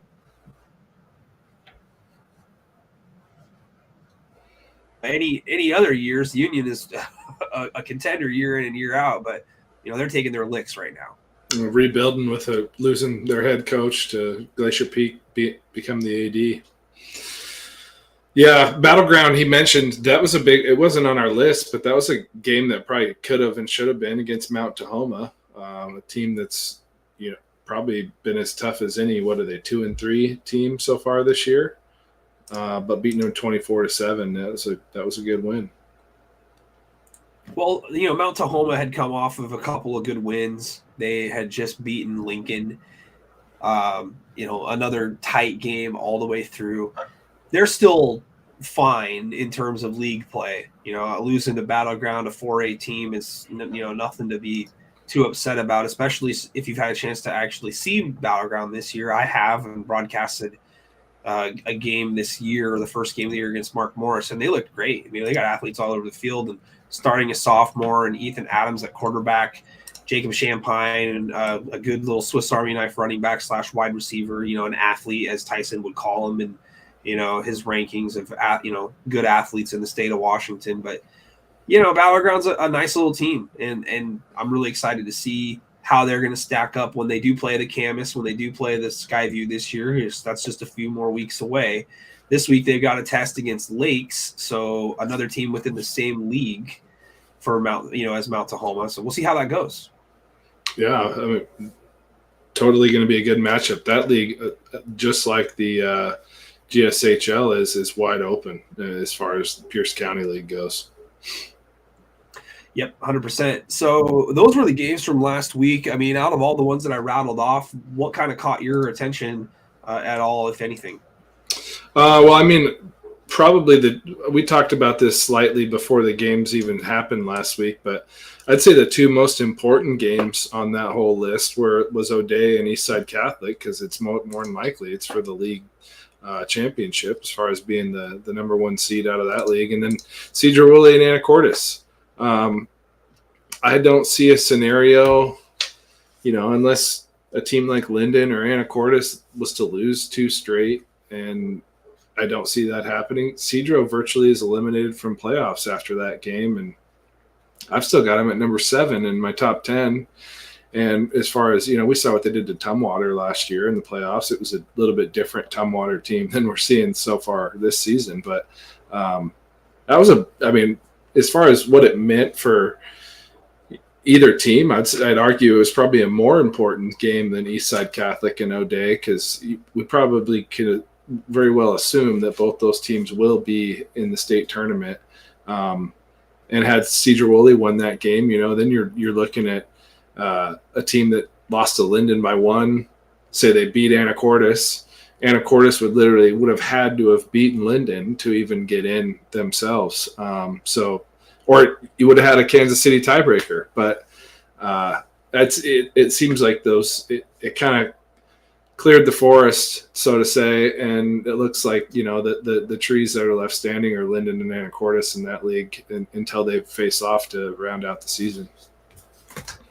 Just like last year, really, but except for you had one more spot to give. So, yeah, I mean, it's really tough to go back to the rankings that you've got in the 2A and see Cedro right there at 7, because I think you're still on to something there. I think that they legitimately are still a top 8, top 10 team at the bare minimum in 2A, and they're seemingly like you said, eliminated, which at this point in the season, when you're halfway through and your league only gets 2 bids. Now, granted, the reason why, right, is because the Northwest didn't want to cross over, and they wanted to get automatic bids to the round of 16, which if they're able to, secure that deal for their conference, which they were, it's not a bad deal at all. I mean, you make the playoffs, you get some rest, and, you're in a good position to make a run.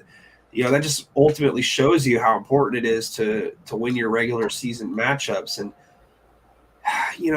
it was such a tough way for them to lose to Linden the, previous week, Tyson, when, you got a chance to go up by 2 scores late in the game, and then you don't come up with a pass, and all of a sudden you get the ball back to Linden, and they go all the way down the field in a hurry-up offense, and they end up scoring basically as time expires, and you give up a 2-point conversion at home, and you're losing the game by 1, and you're seconds away, from knocking off the 2-time defending state champs. So, it's just such a punch in the gut, for Cedro. And then you got to bounce back, and then you got to go on the road and play a team that, beat you pretty handily the year before in Anacortes. And both squads, like we talked about with Matt last week, they're bringing back a lot of players.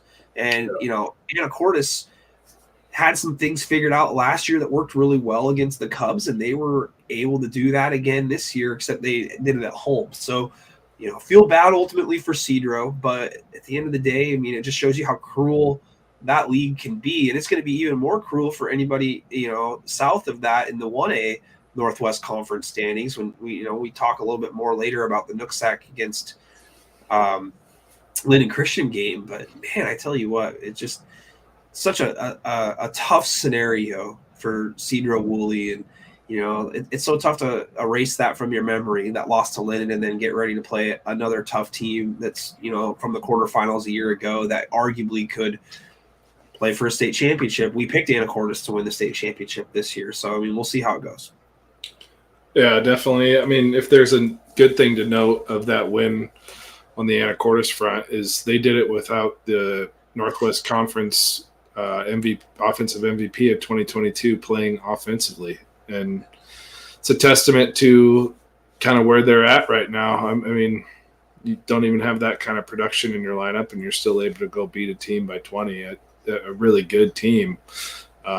Things are shaping up nicely for them, where they kind of got off to a sputtering, even though they won, from what we were used to, it was a little bit of a sputtering start compared to how they were rolling at certain times last year. But yeah, I really look forward to that matchup. I think it's October 27th on Friday. We got 3 weeks before then, so not to look too far ahead, but got to love those huge games that are for first and second place. And we've got a couple of them here this week. Yeah, that's the last regular season weekend of the year for everybody. So, I mean, great way to end it. Last year was a tough game, and, Anacortes had a lead early, but Linden's experience ended up, paying off in that one down the stretch. So I'm really excited to see how that matchup plays out this season. But I don't think James knows that O'Day and Lake Stevens won't play each other. No, they won't. Yeah. Yeah. Just to set the record clear, not that everybody can see the chat, but those two teams will not see one another unless they schedule it during the regular season. No, they definitely don't play. What are we moving into next? Player performances or? right after this, real quick, I just wanted to mention that I think that Montesano is really good. They just waxed 2A Shelton 55-0. I mean, they have really beaten, all the teams in that area, so to speak, between Shelton and between Aberdeen, they're just beating up on Black Hills. They're just beating up on everybody right now. Bodwell continues to body up everybody that he plays against. So, James, maybe you guys have played them previously at some point in the past, but they don't play each other this season. Garfield plays in the same league as O'Day, but he played that team the last 2 seasons. But if they did play, I would probably pick O'Day in that one. Oh, he's never going to let you live that one down. That's okay. Well, see, it's hypothetical. I can say that. Yep. There's nothing that there's nothing concrete. So, Definitely. All right. So yeah, Montesano is rolling. Just to second that, I've been shocked by their outcomes every week. I mean, if there's a couple teams that are just like hotter than the blazes of hell, it's Montesano and Kashmir right now. I mean, those 2 teams just look phenomenal. Yeah, no doubt. Be a heck of a matchup come playoff time. I'm so excited for the 1A playoffs this year. I mean, if we're just doing a little preview, like out of all of them, that's going to be my favorite bracket. For anybody that watches, last year I started a bracket challenge and shared it, and we'll share it on everything. We'll probably put a link in the comments or something when it comes time for it, but it's open to everybody. So it's just like March Madness. We'll do each classification. You got to pick your bracket all the way through. It's really for fun. And last year, didn't George win? Marcus George? Or at least he won the 1A.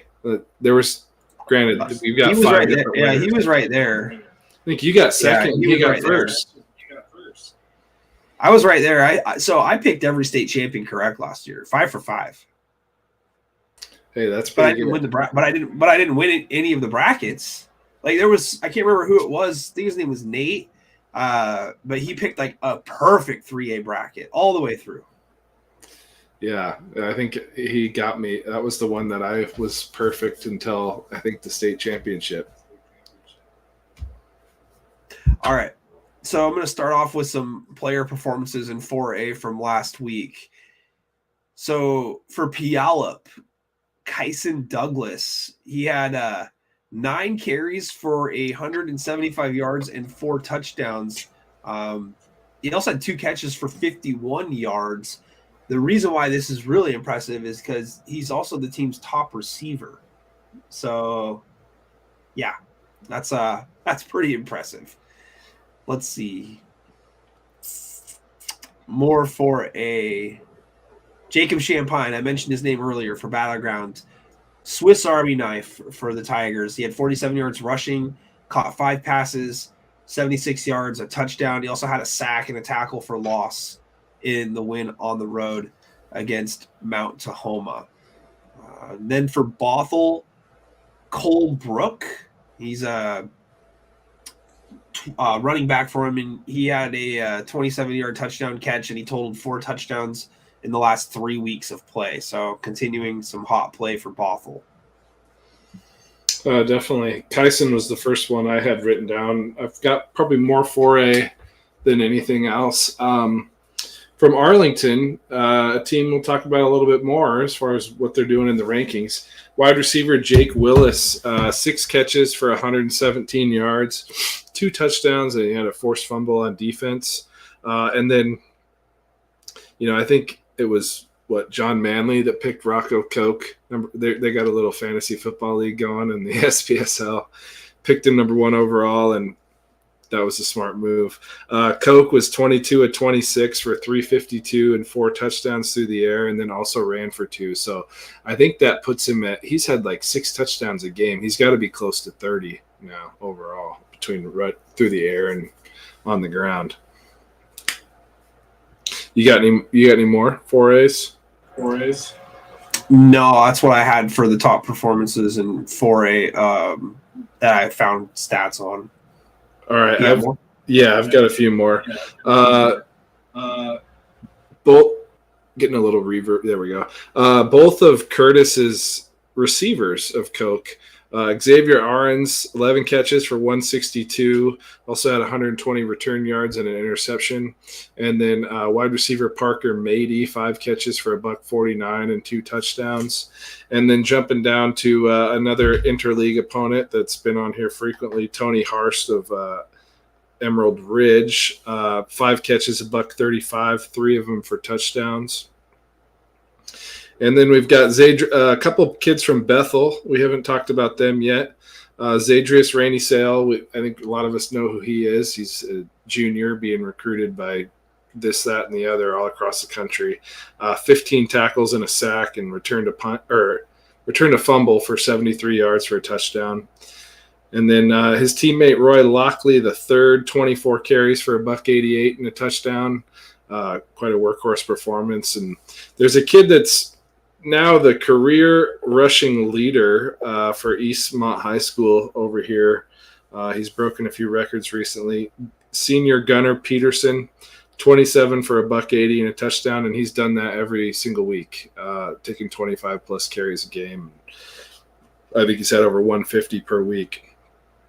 And then my team, let's round it out with some Moses Lake guys. I've got the typical 3 that I've talked about most of the season.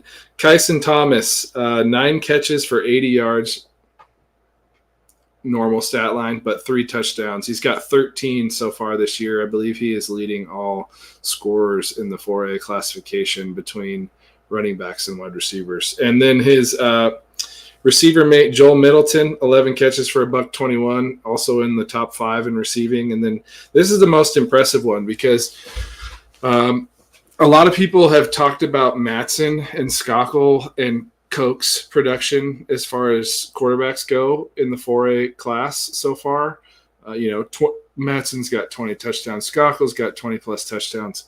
Brady J., a sophomore, Coach J's kid, 37 of 48, 353, 5 touchdowns. But the real stat I wanted to highlight is he's leading the state in passing yards and touchdowns with 1,600 yards and 26 touchdowns so far through 5 games. So, maybe this guy knows a little something about Moses Lake. Someday you'll be a believer. We're going to have to cut that up and put it in the intro for next week. Maybe he does. Maybe he doesn't. I don't know. The most amazing part is he's a sophomore, and those other kids that are getting the love are, juniors and seniors. This is his first year starting. Granted, Moses Lake throws the ball a lot, but 26 touchdowns. I think he's got 5 interceptions. So pretty darn good ratio, 71% completion percentage. He's a stud. Somebody that I probably talk about him enough, but I don't hear a lot of other people doing that. Well, that's very impressive to know that he's leading the state in passing and yards, and I wouldn't have guessed that, so I probably would have went with Rocco Koch or Jake Shakel in that regard there if you were giving me a quiz, so to speak. So no, I mean you're right on the money with Moses Lake so far. I mean, they're finally starting to get the respect. They entered the AP rankings finally, rightfully so. And I think that as long as they continue to, take care of business in their league, that they're going to be a problem for any team. And Kyson Thomas, basically catching passes with one hand tied behind its back at times this year, just making it look, incredibly easy. So you're right on the money with Moses Lake there. And I don't want to give you too much credit, because I see you smiling there, and it might make you just too elated, and you might want to retire and never do another show again. You don't want to risk being wrong. So, hey, I'm plenty happy to be the one that might have to eat my words at times, but so far, mean, so good with them. Moses Lake coaching staff recognizes you as a celebrity when you go to minors in Yakima. So. Oh, please. Not minors, Barboneds and Ephrata. It's great. It's probably been around just as long, with the exception of a little hiatus that it took when late 90s, early 2000s. Well, I'm sure they appreciate the plug. Yeah, hey, there we go. There's our sponsor. Yeah. So for 3A, I mean, we've had this guy on the list, it seems, every single week, and I think it's probably the most impressive performance that he's had, considering the competition that he's going up against. But Jason Brown Jr. of O'Day, 185 yards rushing and 2 touchdowns. He also had a 61-yarder go to the house against Eastside Catholic. So, outstanding performance once again for Jason Brown Jr. of O'Day. You want to talk about a impressive performance, though, down in Vancouver, specifically Brush Prairie. It's technically not Vancouver, but the Prairie Falcons get their first win of the season against Kelso late in the game. Pearson LeMay, the senior, goes for 338 yards rushing on 28 carries. And then he had that touchdown and then the game-tying 2-point conversion in the Falcons' comeback win over Kelso. That is an impressive stat line, Tyson. Yeah, I'd say that's 300-yard days. Couldn't ask for much more. I've got 2 kids. Well, yeah, 2 kids from Mount Spokane. We've talked about quite a bit. TJ Haberman, quarterback, 21 of 30, 287, 2 touchdowns. Not a gigantic stat line, but about as efficient as it gets. And then Coach Hart mentioned him earlier, having coached with his dad, Bodie Gardner, one of my favorite. I call him a wide receiver, but he plays both sides. 9 catches for $182 and a touchdown with 11 tackles and an interception. Quite an impact playing both ways at the 3A level. And a kid from Yelm that we haven't said his name at all in 2 years, Jacob Ford. 2 receptions for 76 yards and a touchdown, and then 2 carries of 56 yards and 2 touchdowns. Sorry. And then 2 carries for 56 yards and a touchdown. So out of 4 touches, 3 of them went to the house. Ooh. Yeah. I mean, there's a lot of players that are super good for Yelm. I mean, it's easy to overlook everybody else there. But, yeah, I feel like that we haven't really talked a lot about Yelm all this year. We gave them all the attention last season, I feel. Rightfully so. I mean, they can credit us for, building them up like the greatest thing since sliced bread in 3A last season. And now they're on the defend tour after winning the state championship last year. We'll see how that goes. But, yeah, I mean, there's impressive stat lines all the time. So let's keep moving on. Where am I at? There we are. So Cedar Crest, right? JT Marsh. He's had a 200-plus yard receiving games the last 2 weeks, and the most recent one is a 219-yard performance. He had 13 catches, 4 touchdowns in a shutout win over Shorecrest. And then on the defensive side, he picked off a pass as well. Not too shabby. And I think that's all that I've got for 3A, Tyson. Isn't Cedar Crest a 2A school? Or no, I don't know what the deal is with them. They're undefeated, but do they even have state eligibility? You're on mute. Oh, sorry, I'm on mute. I think they played an independent schedule last year and got in to a 1-game playoff that they had to win in order to get into the actual playoffs. But if I remember correctly, they ended up playing for 3A for a chance to do it. So I'm almost sure that they're a 3A school. But then again, I don't know. I should know these things. Not one I know. It doesn't take away for how impressive of a performance it was. No, I'm not. Yeah, I'm not trying to point out any. I have a few more 3A. Wasn't sure if we're moving to 2A. I'll fly through the 3Ers. Nolan McWilliams, Juanita, 13 catches, $161 and 2 touchdowns. Connor Welker from Ferndale, 3 catches for $104, a touchdown, 9 carries, 119 yards, a touchdown, and 13 tackles defensively. And then 2 kids from Roosevelt, a school that's playing pretty well. Dalton Anderson, the quarterback, was 12 of 14 for 352 and 6 touchdowns. And then his teammate Zaire Griffin, 1 carry for 70 yards and a touchdown, 3 catches for 83, 2 touchdowns, and a 94-yard kick return for a touchdown. And then Xavion Jones, you mentioned him earlier, 28 for $134 and a touchdown, losing effort, but again, just epitome of production. Yeah, certain guys just are always on the list. Jones, Webster, Brown, just habitual performers each week. Yeah, some true bell cows. So let's move on to the 2A ranks.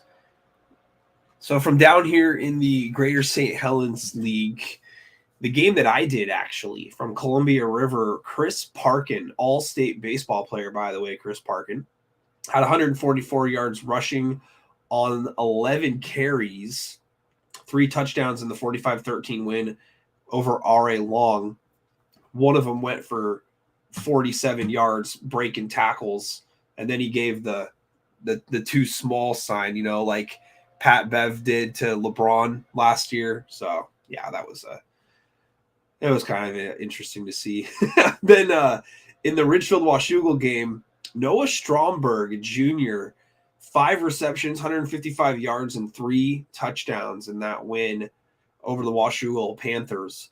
And then from Prosser, Isaac Reyna, he hauled in 3 interceptions in a 7-0 win over Ellensburg. The Bulldogs giving the Mustangs a bit of a fight over there in Central Washington, 7-0. I mean, was it snowing, pouring down rain? What was going on there? Yeah, defensive battle. I saw that Reyna had 3 picks in that game. I don't know. I know Ellensburg was without Magruder, their standout running back that's full of track speed. You mentioned Ty Webster. Obviously, they got their doors blown off by Highline, but 23 carries for $134 and a touchdown. Again, another one of those guys who he's just going to get his numbers no matter what. I think it was their only touchdown in that game. For Anacortes, Brady Beener, 7 catches, 71 yards, 7 carries, 71 yards and a touchdown. 55 of those came off of 1 carry on their second offensive play of the game, where took a jet sweep and just turned the corner, and it took all the air out of the balloon instantly out of that game, and they captured all the momentum. 6 tackles on defense too, and then your boy Elijah Anderson out of Woodland. 32 carries, $183 and 3 touchdowns. Monster. He's like been Christian McCaffrey for them this year, doing a little bit of everything constantly. And then our guy, Aiden Watkins, had his biggest game of the year, 18 carries for $134 and a touchdown. And speaking of Cedar Crest, I got another kid, but I'm curious if you have him written down. No, I don't. Well, it's the kid that was thrown to JT Marsh. Connor Altair, 23 of 32 for 296 and 5 touchdowns. So 4 out of those 5 and 223 out of 296 all went to Marsh. That's a good connection there. Right, you are, good buddy. I had one for a couple for 1A. So from Linden Christian, Trey Bozeman. So he had 2 interception returns for a touchdown, both of them over 50 yards, 62 and 53. And apparently that was the first time that's ever been done in Linden Christian football history. Quick story. Last year I was doing a JV game for Woodlands and R.A. Long, and this was the only time that I've ever seen something like this happen. This is close to it, though. But kid for Woodland was playing middle linebacker. Late in the first half, the Jacks were trying to throw, and he ends up intercepting a ball and taking it back to the house. It's like, okay, great. Very next drive that Ari Long gets the ball, first play of the drive, throws another interception to the same kid who picks it off and runs it back. So 2 consecutive plays from scrimmage, non-special teams related, he picked off and went back to the house. And one of them was at the horn. Like it was there was 8 seconds on the clock when they decided to run the play. So it's like basically both of them under 30 seconds. It was just incredible to see. So that's a cool stat there for Mr. Trey Bozeman of Linden Christian. So moving down from LaSalle, Johan Valadares. He had 249 yards rushing, the team's quarterback. He had 4 touchdowns in the game, and it was a win over Godzilla. First time they've beaten the Zilla since 2019.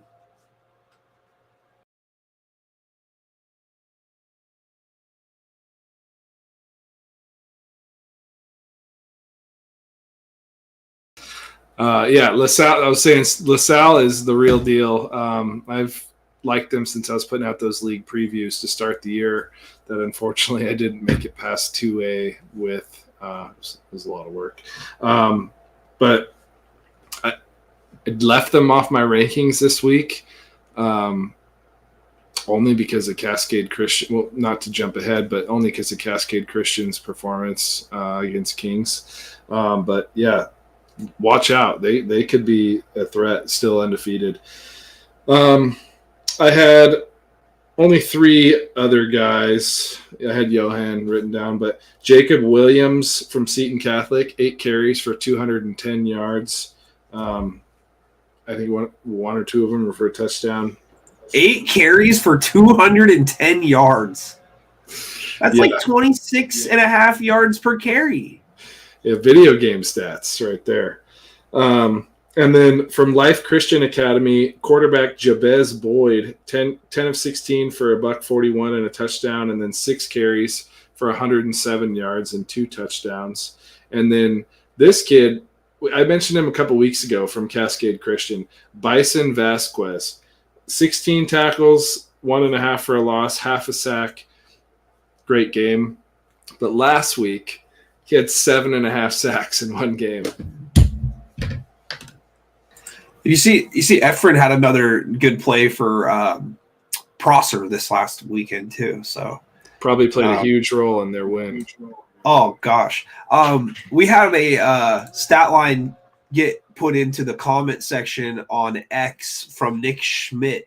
Camden Schmidt of Kamayakin, 23 carries, 204 yards rushing, and 6 touchdowns. That is a big time performance there, Tyson. That's my boy. I watched him play against Moses Lake, and I know Nick must be a relation, but I know Camden doesn't have any social media, but I came away from that game, put up his highlights and talked to a few guys in the college ranks about him, because that is one hell of a football player.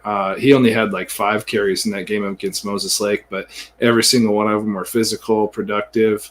Not only that, defensively, I've watched a lot of film on kids playing secondary this year, and he's my favorite safety I've seen in the state. It just was, I think he had, in that Moses Lake game, he had like 5 out of the first 7 plays were his tackles, and they were all physical, just lifting kids off the ground, and it's a hell of a player from Kamayakin right there. Another 1A performance real quick from our boy in the Grays Harbor Pacific area, Justin Demashwitz. Again, sending us some stats. Montesano's Gabe Bodwell, 138 yards and 3 touchdowns on 13 carries in that 55-0 win over Shelton. It's his 3rd straight game with at least 3 touchdowns, Tyson, and he's had multiple touchdowns in all 5 games this season. So that means that he's had 9 over the last 3 and at least 2 the first 2. So at least 13 touchdowns so far this season that we know of. Absolute monster, bodying everybody up, Gabe Bodwell. I love it. Heck of a player. I'm dry. I'm going to move down to 2B real quick. Let's do it.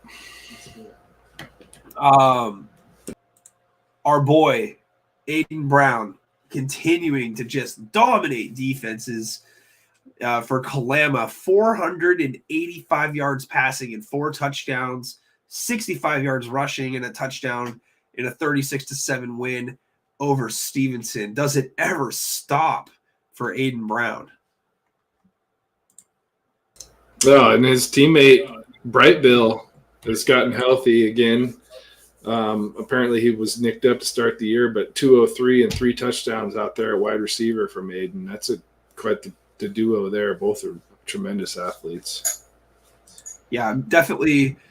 Bright Bill makes Aiden's job just a little bit easier to do. But, one thing when you put Aiden on tape, the speed jumps off the page, right, from the quarterback position. But his ability to run through traffic and get through the arm tackles, it's like he's a good combination of speed, strength, athleticism. He's got muscle, but he doesn't have the restrictions that a muscular body would put on you as a quarterback. Still has the ability to sling the ball with ease, super accurate, just an all-around really special athlete. Yeah, you don't find kids very often that are 5'8", 185, and I mean that's thick for being 5'8" and can dunk. I mean, what is he, Nate Robinson? Hey, I mean, I had a chance to watch Nate Robinson in person back when I was a senior, and yeah, he was as advertised. I'll tell you what, when we went to the state tournament though, man, it was all about Lodrick and Roderick Stewart. It really wasn't about Nate Robinson, and when you get there and you see this, like you said, a 5'8", point guard, and they're having their big man stand on the sideline, and then they're throwing alley-oops down low to the point guard who's going up and grabbing them and just shaking the rim. It's like, whoa. It's like everybody just had one of those oh no, stop, It's like, shut it down. Yeah, get it out. It was like an and one dunk that walks off, but yeah, I mean, obviously, kind of unfair to compare an athlete to Nate Robinson, but at the same token, I mean, from the 2B rankings from the 2B ranks, that class, so to speak, I mean, Aiden Brown's got the tools to be that jack of all trades and be a star in multiple sports. Yeah, certainly. I mean, like you said, lofty comparisons for Nate Robinson, but being built like that, and I mean, being 5'8", being able to dunk overall is not very common. So you know what kind of athlete you're dealing with there. I had 3 more guys. I don't know if you have any. Okay. Running back from Friday Harbor. I've mentioned him before. 6'3", 230. He's a load to bring down. Chris Gustafson, 189 yards and a touchdown in their win over Coopville. Our guy, running back Farrell Johnson of Raymond South Bend, 15 for $193 and a touchdown. And then a dude that Coach Hart mentioned earlier that is a dude, and not a lot of people know who he is, but playing for undefeated Manson, running back Angel Lopez, 8 carries for 200 yards and a touchdown against Tenasket. And he's a 2B running back, that's getting looks from places like Central and Eastern and stuff like that. So it shows you how good of a player he is too. Could carry that Manson team far. Yeah, I mean, there's a lot of unknowns with some of these teams still, and I'm glad that we got a chance to talk to one of those unknowns earlier today. If you guys missed it, but having head coach Marshall Hart on from Northwest Christian Colbert, go back and rewatch the interview. Heck of a nice guy. Seems like a really great person and a good teacher of young men, and that team is moving in the right direction. He mentioned all the good teams in that area. Obviously, he mentioned Tyson's favorite, Okanagan, and then also Manson, he just mentioned there. So, I'm really excited to see kind of what some of the dark horses look like out of 2B and beyond. No, definitely. It's funny because I was pretty biased to like 2A and above football last year as far as what I paid attention to the most. But this year it's like 2B and 1A has me hooked.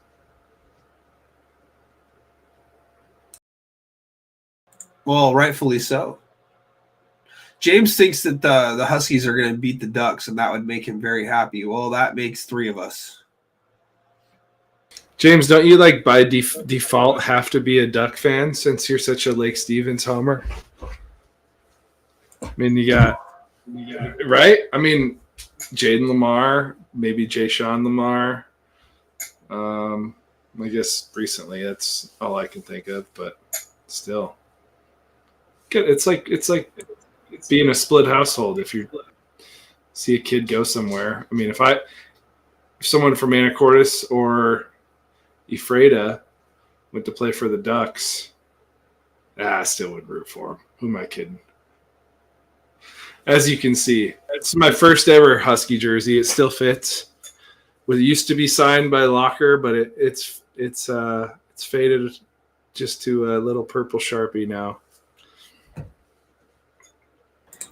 Yeah, well, don't go offending our viewers, Tyson, because I view that as a very offensive comment as well. Like, how can you call a Husky fan a duck? That's just awful. James is jab. You know, we're not throwing haymakers here. We're dancing around the ring like Mayweather. I mean, it's not our fault. O'Day would beat Lake Stevens. So. It's not my. No, I'm just kidding. No, at least O'Day running backs go to UW. Hopefully, I hope that continues this year. I saw Auntie M post the most recent result between Lake Stevens and O'Day, and yeah, Lake Stevens did win 20-3 the most recent matchup. Of course, that they would match up well with them. So, all right. So let's talk a little bit of rankings real quick. Let's start at 2B, Tyson. So, let me get these pulled up real quick. I don't have the ticker going. You can, I was trying to work on some other stuff, like trying to load up that cool video that Tyson put together for us. So I'm going to scroll down his timeline here and reel off the 2B rankings. You probably got them right there in front of you, but I got them pulled up here. So, all right. So the big shock for this week in my mind, right, is that you got Okanagan at number 1, and then at number 2 is Napavine, and then Northwest Christian, Colbert, number 3, Riverview at 4. That's big for Northwest Christian right there. Kalama at 5. They jump Lynn Ritzville, who's right behind him at 6. Manson continues to climb the ranks there at 7. On Alaska at 8 after an impressive win over Toledo. And you've got Toledo right behind them, who lost to On Alaska, and then right above Raymond South Bend, who lost to Toledo. So overall, I think that I'll just let you go ahead and start and explain kind of where you're coming from in terms of having Okanagan at number 1. Well, kind of stems from, obviously Okanagan doesn't have the same size that a Linden Christian does, but they do at quarterback. And, in the last 2 years, Napavine has been the better team by far. But in those 2 years, a kid like Kukenboo, granted it's not a one-man show, but a kid like Kukenboo is a freshman and he was a sophomore, and now he's a 6'5", 6'6", 230-pound junior that's coming into his own physically. And like I said on film, I might be so far off with my brief analysis of Napavine. I won't sit here and pretend like I know a ton about their team overall, but Okanagan's still undefeated. Had Napavine played a closer game with Linden Christian, like I think they probably still should have, despite the 1A to 2B difference. We've mentioned it before. Linden Christians, when they are on, they are as good as anybody. But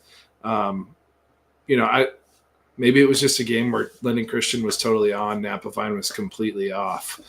It's not really a fair judgment, but being that Okanagan still is 5-0, they've rolled over bigger classification opponents. I mean, they just beat Pullman 45-14 last week, and Pullman's not a ranked opponent or anything, but Sela is a bigger classification team. OMAC's a bigger classification team. OMAC beat Chelan, a 1A school, 60-20 last week or the week before, and then Okanagan shellacked OMAC 55-7. So I think they're legit. And the only reason I think you can justify Napavine being over Okanagan is looking at previous years, and we try to rule those out as much as possible.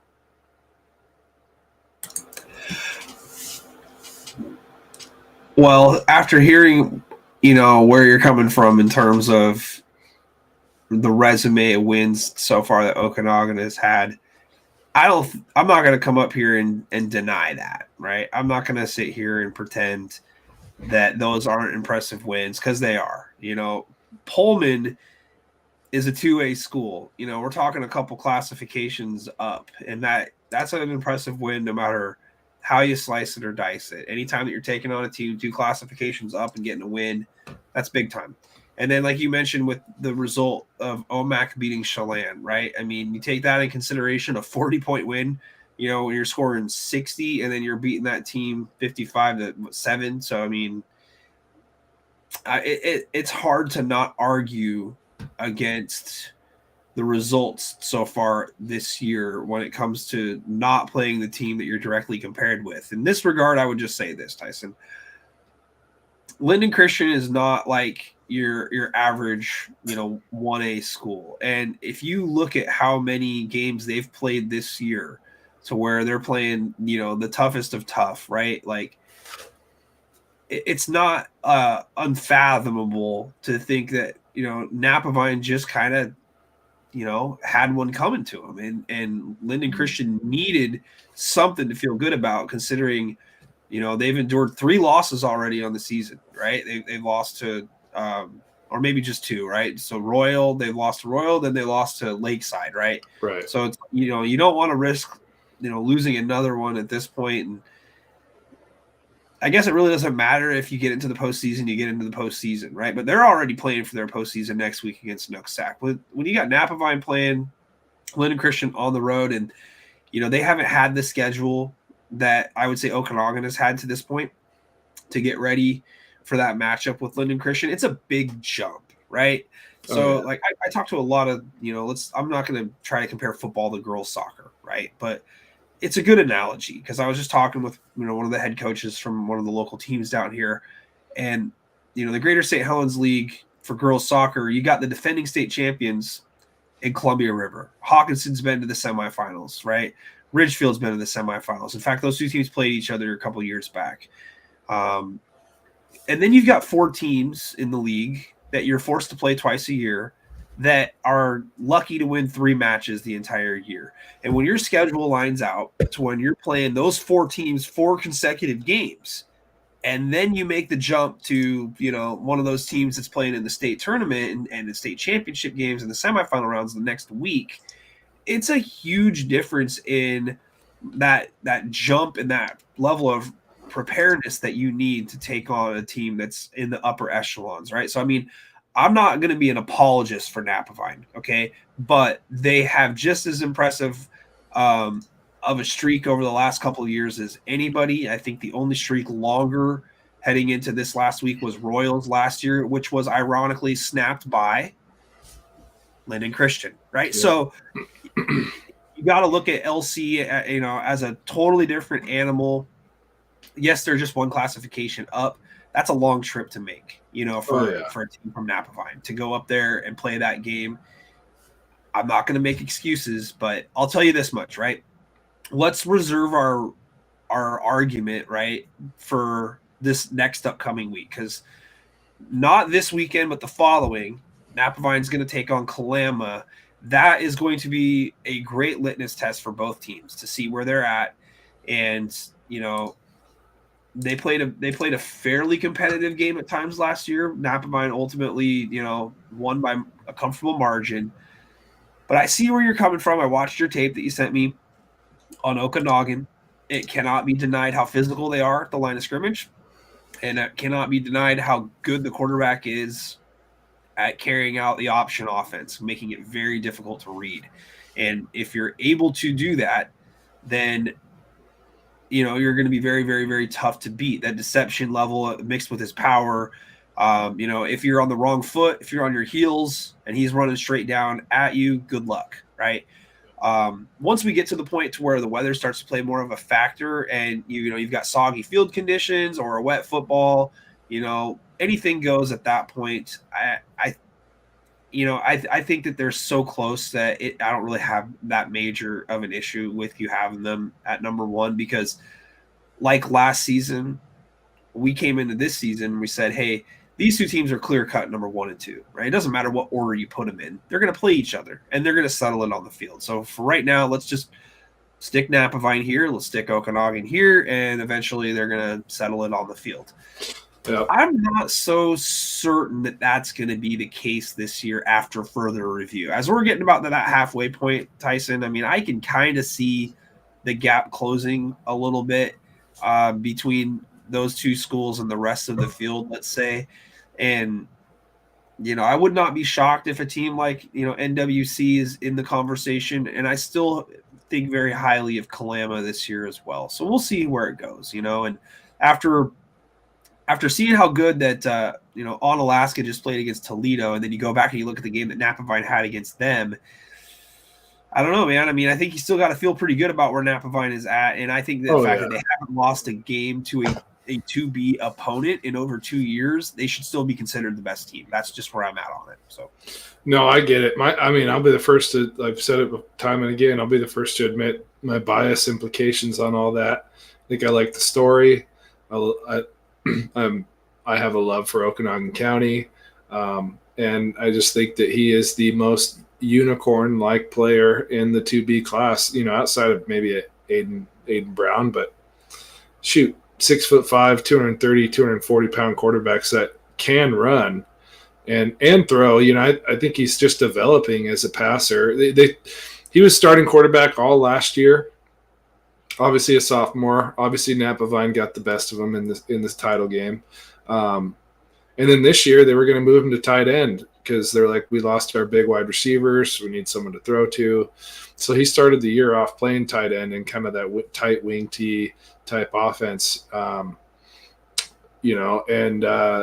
by game 3, they moved him back to quarterback and they've started to throw the ball a bit more. And so, I have player biases for sure, and that's where this whole shakeup comes from, combined with the outcome. Not that I expected Napavine to win that game like they should have won, but I thought it would have been a more competitive ball game. But that doesn't mean anything about Napavine. Well, you weren't the only one on that front, so I wouldn't feel bad about that.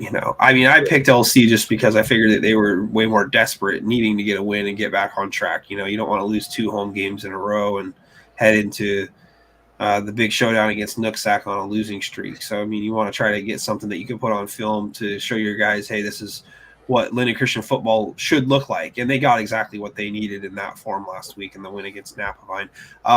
I mentioned as we just perused right through the rankings and rattled them off that Riverview at 4 in your rankings, if that holds up, that's great news for Northwest Christian. Like if they're able to actually, play their way into say that AP and your rankings, and then combine with where the BCS has them at the end of the year, that would bode really well for Northwest Christian, Colbert, and then Kalama at 5. Again, a great opportunity for them to play their way into potentially a higher spot with the game still against Napavine.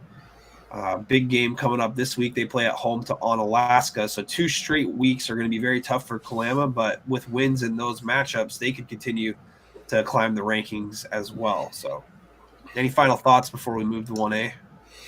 Oh, yeah, well, I mean, I think from a talent standpoint, Kalama, they might be a better team than some of these teams above them, but Riverview at 4, really just because their result with Northwest Christian was closer than the game was with Lynn Ritzville.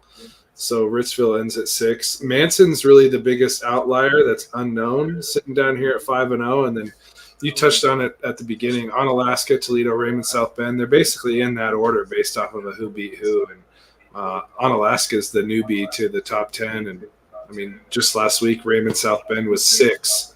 And they beat Forks 40-21, and now they're at 10 because Onalaska threw a wrench into how I saw things in that league.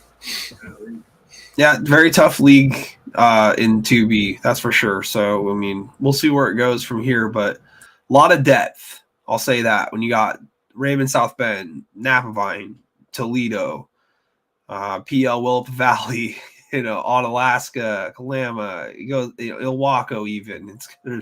There's tons of teams there that are going to be really tough. So it's going to be interesting to see how it goes. But that's probably just my speaker for some reason. I don't know. But all right, let's move on to 1A real quick. So number 1, no shock. Royal at 5-0. Kings holds at number 2, 5-0 also. Nooksack at 3, 4-1 record. Kashmir at 4, 5-0. Lakeside at 5 at 4-0.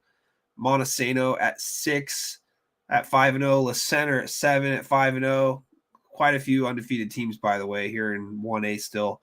Linden Christian at 8, 3-2 overall. Seton Catholic at 9, 5-0 overall. Then Cascade Christian enters the rankings at number 10. They're 4-1. Thoughts on 1A this week, buddy? Well, yeah, there really wasn't much shook up overall. Linden Christian moved a spot ahead of Seton Catholic. Seton Catholic had one of their closest games of the year against Columbia, 35-20, and I can't put Linden Christian above La Center and Montesano or any of those teams. I think that's a testament to how good 1A really is. 1 through 7 is very deserving of where they are. You could all make an argument for each one of them that they should be higher than they are, but overall shows how deep 1A is. And so Linden Christian, Seton Catholic changed places, and then Chelan really getting shellacked by OMAC after being 4-0 in the fashion they did.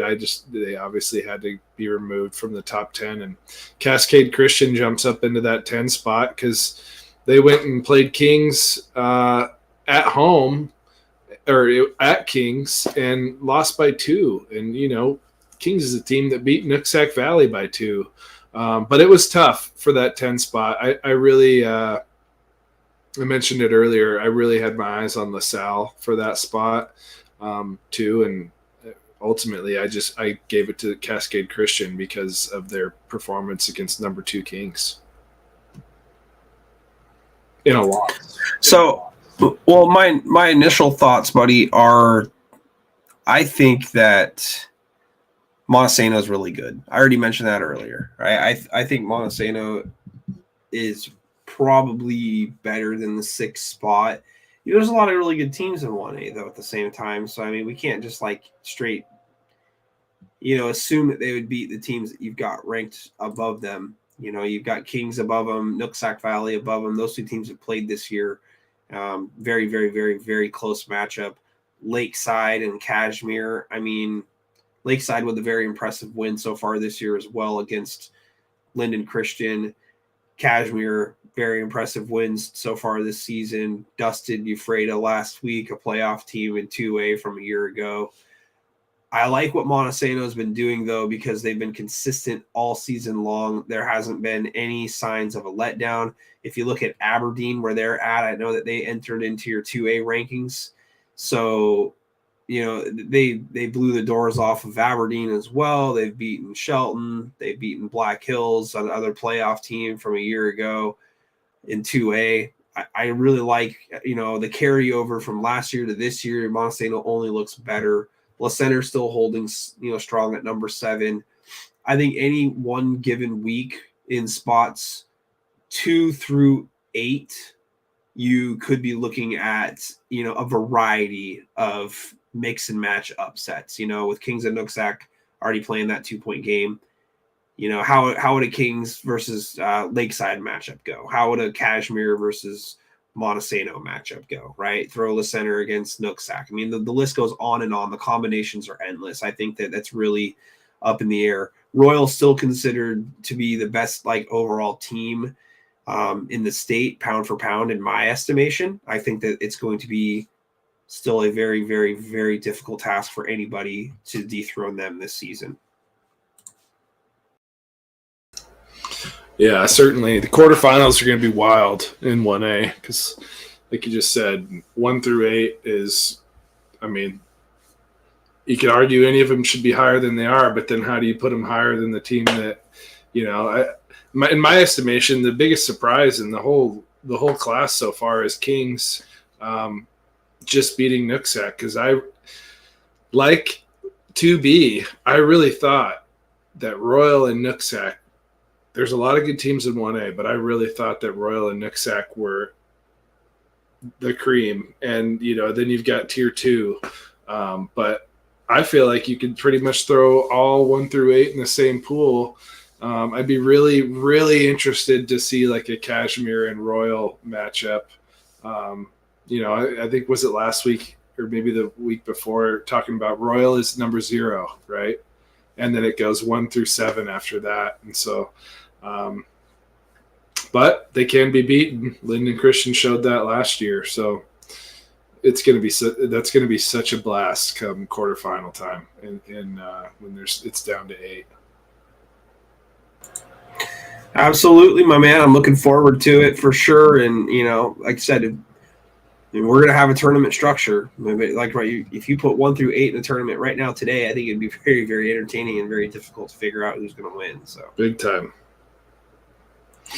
All right, so let's move on to number 2, or excuse me, the 2A. James wants to know where the ticker tape is. Yeah, having some issues getting it ready to go, but we'll see if we can slide one up for the 4A rankings at least here, James. So for 2A, not a lot has changed here, but there are a couple differences. So Enumclaw at number 1, Tumwater at number 2, both of those teams 5-0. Highline at 3 at 4-1. Again, week in, week out. We've already talked about Highline, how they're going to be the forgotten team, right? That nobody remembers that they play football and that they win games by a large margin.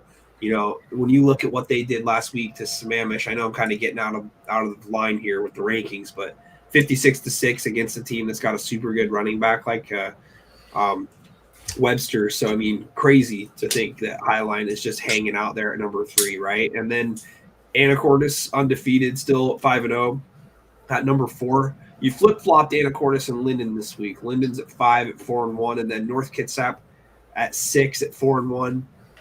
Cedro Woolley, number 7 at 3-2. Hudson's Bay enters the rankings still undefeated at 5-0. Bremerton at number 9, still undefeated at 5-0. And then Aberdeen at number 10. Walk us through it, buddy. Yeah, so I flipped Anacortes and Linden based off of the Cedro Woolley performance comparison, I suppose. I'm kind of wondering. I mean, this is no slight. We've gone on and on about how good Cedro Woolley is, but I'm kind of wondering how they were able to make it such a shootout with Linden overall. I don't know if it's maybe Linden's defense isn't, you know, as what it was last year. Granted, they beat WF West 48-6. They beat Squalicum 35-0. But Seaholm put up some points on them too. So overall, I think, you know, we know Anacortes is an offensive team. At least we did last year. But this year, they are defensive all the way through and through. That's their strength. And I think right now they got a better defense than Linden. So that's where the flip came from. North Kitsap moves up a spot, basically trades places with Cedro Woolley. And then Washougal drops out, gets replaced by Hudson's Bay. I really like, you know, I had Ridgefield in there a few weeks ago and probably still could, but they lost to Hudson's Bay 28-24. So right now, Bay gets that nomination from that league. Bremerton sitting there at 5-0. I mean, they're just blowing. They're blowing teams out. 63-0 against North Mason this last week. Week before that, 61-3 against Kingston. Beat that Olympic team by 1. Here's the kicker, though. 27-23 with Shelton. You just mentioned what Montesano did to Shelton. Mentioned what Montesano did to Aberdeen. I've got Aberdeen right there at number 10. I think with 2A, again, 1 through 7 is definitely very defined for me. Talent-wise, I think Washougal is a team that is good enough to be in this top 10, but they've kind of played their way out of it just with their 2 losses. And then, Ording's a team that could be up there, but again, got taken to, like Enumclaw likes to say, taken out to the woodshed by them. The one team I really have my eye on the most that's not in this top 10 outside of Aberdeen right now is Rochester. And Rochester's got to play, a sputtering WF West team, but Matt King, I know, talked about Rochester quite a bit last week. I did listen to the whole thing. But overall, 9 and 10, I'm not super confident with those spots. Actually, in most of my rankings, those spots have kind of been revolving doors. 1 through 8 has kind of remained the same in most classes. So, yeah, overall, that's where it stands for me as of right now. Well, somebody's going to get a shot out of the CWAC 2A this year, whether that's Prosser still, even though they lost that matchup to Aberdeen early in the year, and Othello, right? They're probably still in the mix somewhere there, an opportunity to work themselves back into the mix too. They lost to We'll see. Yeah, I mean, exactly, right? We'll see how it all plays out. But there's some good teams that, have taken on those other teams that we just mentioned there, and, no shame in losing some of those games, that's for sure. I would say that I'm very comfortable with where everybody is at right here. I think Ridgefield is definitely having an opportunity to play their way back into the top 10 potentially after the win at Washougal. With Washougal, being in the rankings so far this season and then dropping out after a couple of losses at home, I'm not ready to give up on them quite yet. I think that there are some things that they can clean up, but man, teams that can run the ball and play, disciplined defense, they've been proving to give Washougal a tough time so far this year. And Hudson's Bay can run the ball better than just about anybody in the Greater St. Helens League, with Raphael and Nikhil Bauman, a couple brothers that are just killing it for the Eagles in Hudson's Bay. And you got to give a lot of credit to Mark Olivero's team and his second year in his second tenure as the Hudson's Bay coach. I still feel that number 1 and 2, Enumclaw and Tumwater, are basically number 1 and 1A. Anacortes and Linden, no problem with where they're at. Winner of that one, I don't know what you think about it, Tyson, but if Linden ends up entering the tournament with 1 loss and beats Anacortes, or if Anacortes goes undefeated, right, and beats Linden, I think they've got a real legitimate claim to potentially ending up with the number 1 seed. Oh, yeah, 100%. I mean, everybody knows how good the Northwest Conference is, and, we touched on the whole crossover situation earlier. I've been told that it wasn't that they didn't want to do crossovers. It's that no league would sign up to do it with them. So overall, I mean, I think if you're looking at the undefeateds, you could make an argument that, hey, Anacortes is just as good as Enumclaw and Tumwater. I think more than anything, though, it's been a matter of strength of schedule to this point. Anacortes is just getting into, their swing of tough games, starting really with Cedar Woolley, and they got to go up to Civic Stadium this Saturday and take on a pesky C-home team, and then Linden. So by the end of the NWC, it seems like it takes until mid-October to really know, who is the best. But Tumwater and Enumclaw, they're both just rolling. I mean, Enumclaw won 70-0 last week. Except in some cases when, there aren't enough playoff spots available and a team has 2 losses and 2 teams above them. I mean, we do usually have to get a little bit further down on the schedule before things are figured out. But, man, the schedule's kind of figured it out for everybody else right now. I mean, if you're Anacortes and Linden, you're in the driver's seat. I mean, if you're Cedro, you've got to hope for, somebody to snipe out Linden or Anacortes, along the way to the finish line here to give Cedro a chance to get back into the conversation. But, we talked, Matt and I talked about last week. I mean, this is about as must of a win game as there is in the state of Washington for last week for both teams. I mean, obviously for different reasons. If Cedro loses, they're almost mathematically out. If Anacortes loses, you lose the head-to-head against Cedro, and you got a game on the road against Linden still on your schedule. So, I mean, like I said, you don't want to assume that anything's a given, but if Anacortes were to have lost that game, that would have been a pretty daunting, path to take, knowing that you've got to beat Linden to get into the postseason. So, I mean, best case scenario there is that you have a 3-way tie and you get a chance to play Kansas City tiebreaker. But we don't have to worry about that because it's all over with now. But I feel ultimately though at 2A it's like the top 5 teams, top 6 teams maybe are quite a bit better than the other teams right below them. It still remains to be seen. Hudson's Bay looks like they could be real, for the remainder of the season, no matter who they end up playing.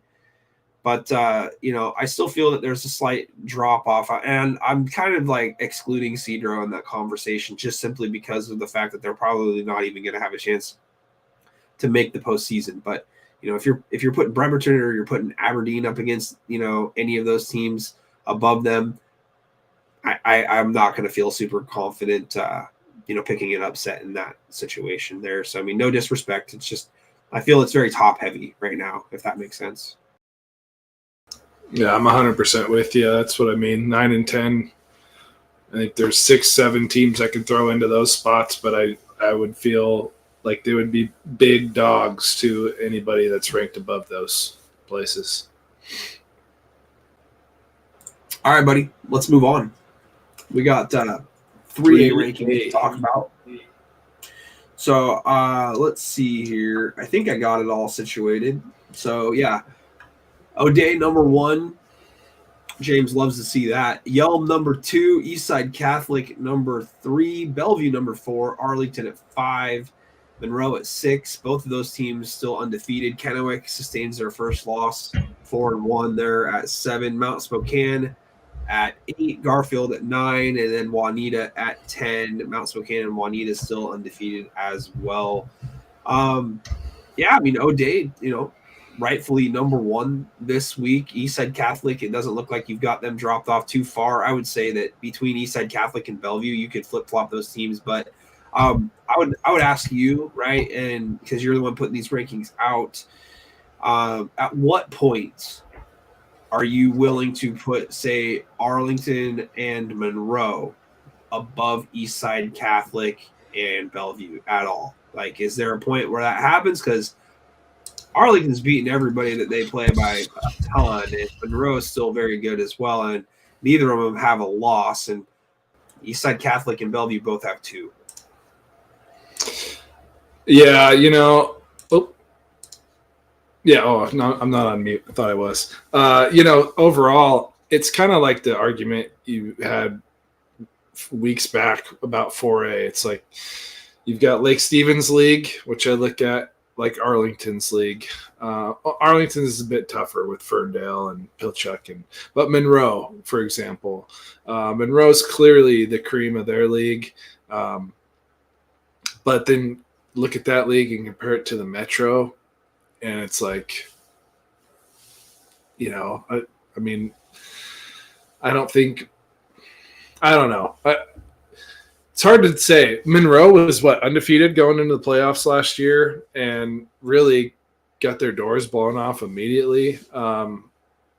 They're playing better this year.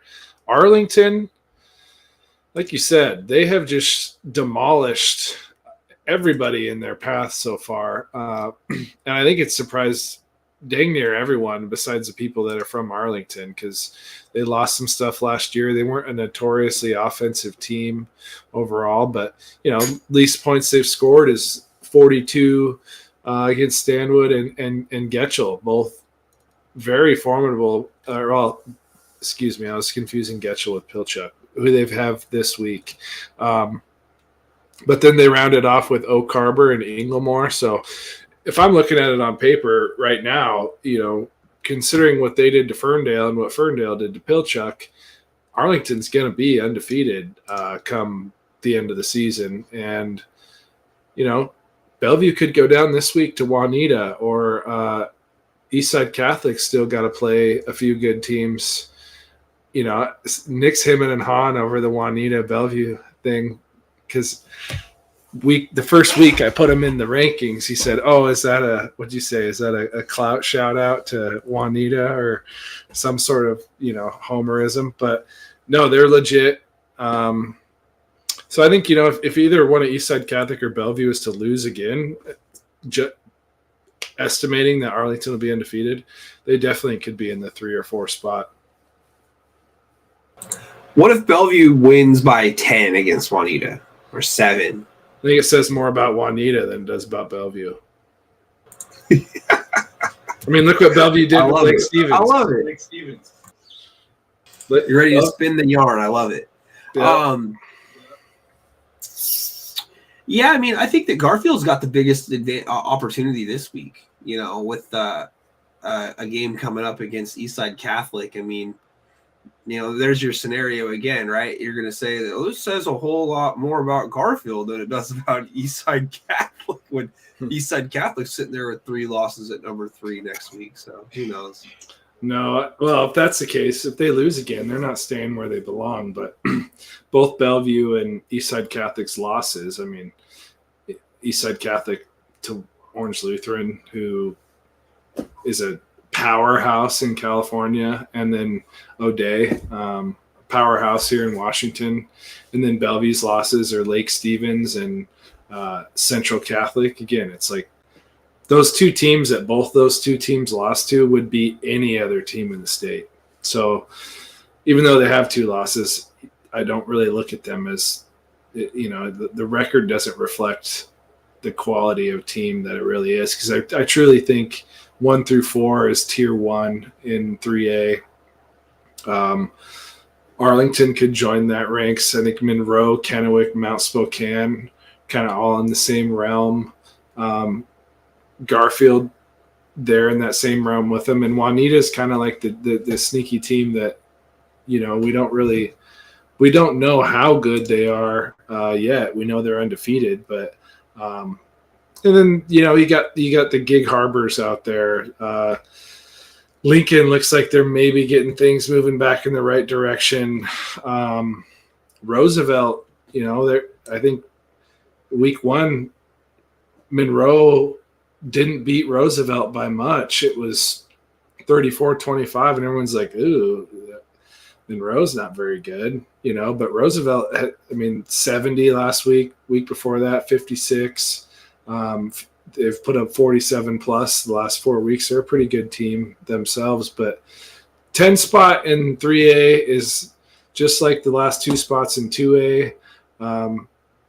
I don't know, I don't have any confidence that there is one team that I'm looking at on here that's better than Juanita or vice versa. Ferndale, you can put up there, but then you see what Arlington did to Ferndale, and there's that big of a difference between those 2 teams. So we'll see. I love Dallas Soto and Nolan McWilliams, though, from Juanita.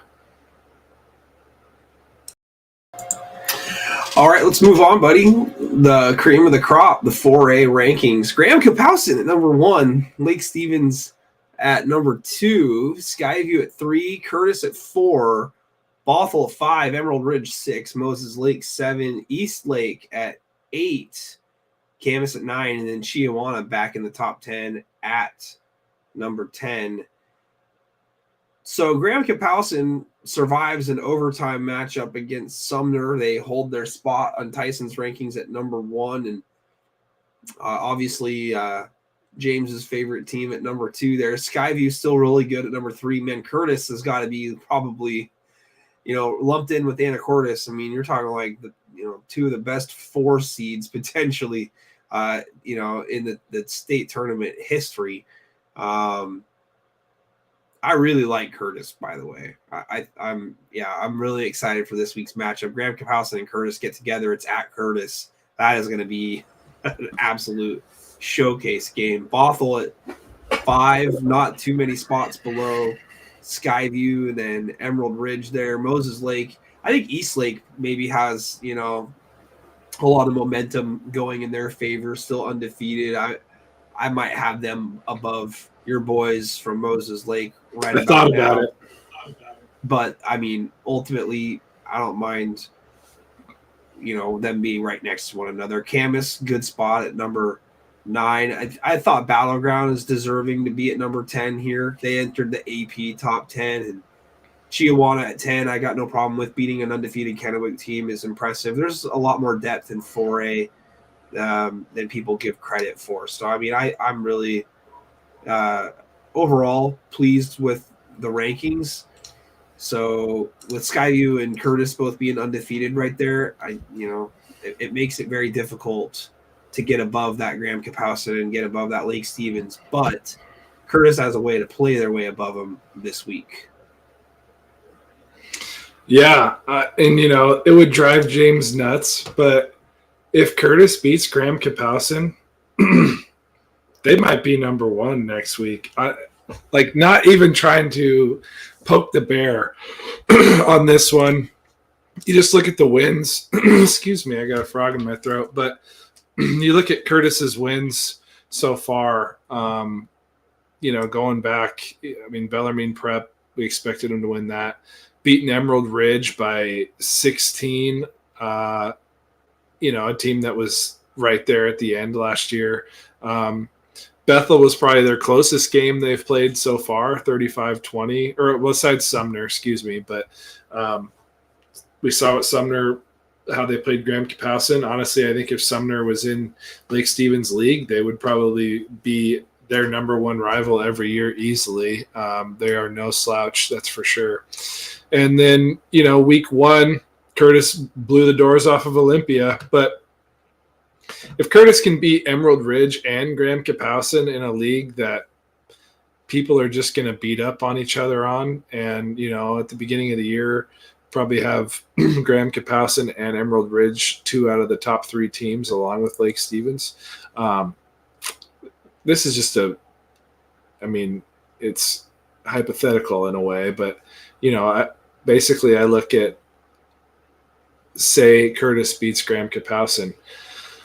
Look at Curtis's win against Sumner, Curtis's win against Emerald Ridge, and Curtis's win against Graham Kapowson in this scenario. And it's more impressive to me than Lake Stevens' wins over Garfield and Bellevue, because outside of that, win-wise, Federal Way and Jackson, they're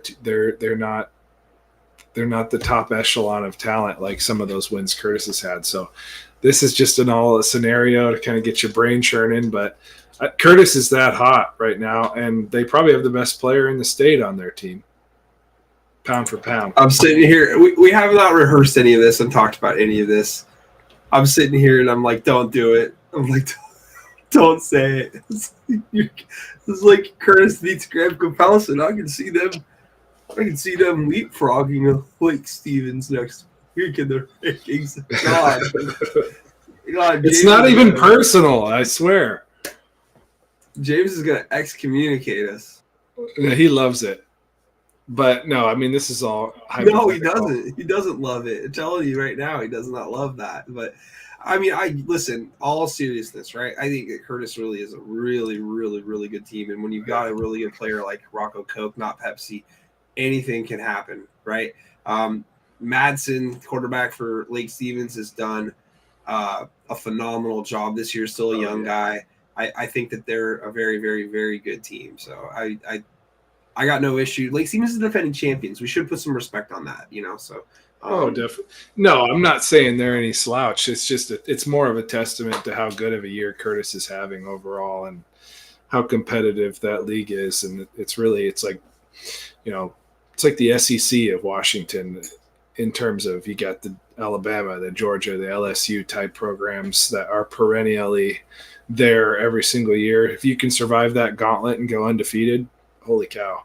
But overall, rest of the rankings, I felt the same way. Eastlake easily could be above Moses Lake. I see Moses Lake a lot like the 4A version of Anacortes last year.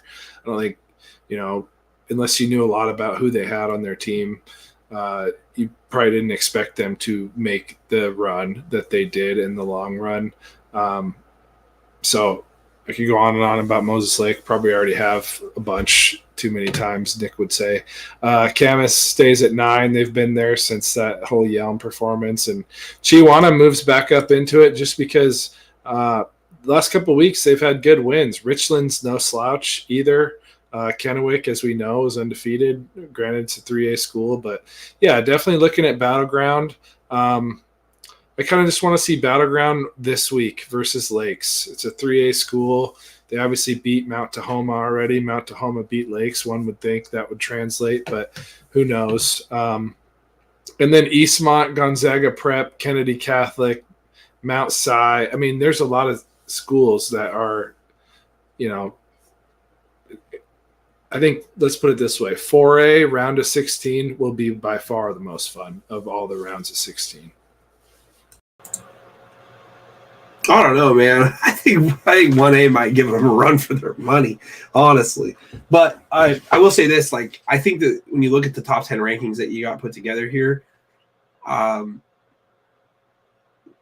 don't feel very comfortable picking one team and being yeah, I could ride this horse all the way to the end. I think that matchups and styles make football games, and I think depending on what you're looking at here on a matchup basis, I mean, you could see a lot of potential upsets if you want to call them upsets, but I mean, they're only upsets on paper, right? Until you actually play the game, you don't really know how it's going to go. But I mean, Emerald Ridge is sitting there with one loss, right? And I'm Emerald Ridge is still a really, really good team. I mean, that shows you how good Curtis really could be because, we all liked Emerald Ridge a lot going into this season. So, I mean, Chihuahua, like you mentioned, at 10, I mean, them and Kamiakin, super dangerous. I mean, Kamiakin, 3A, right? Or no, they're 4A, right? So, I mean, yeah. So, I mean, yeah, they're 4A.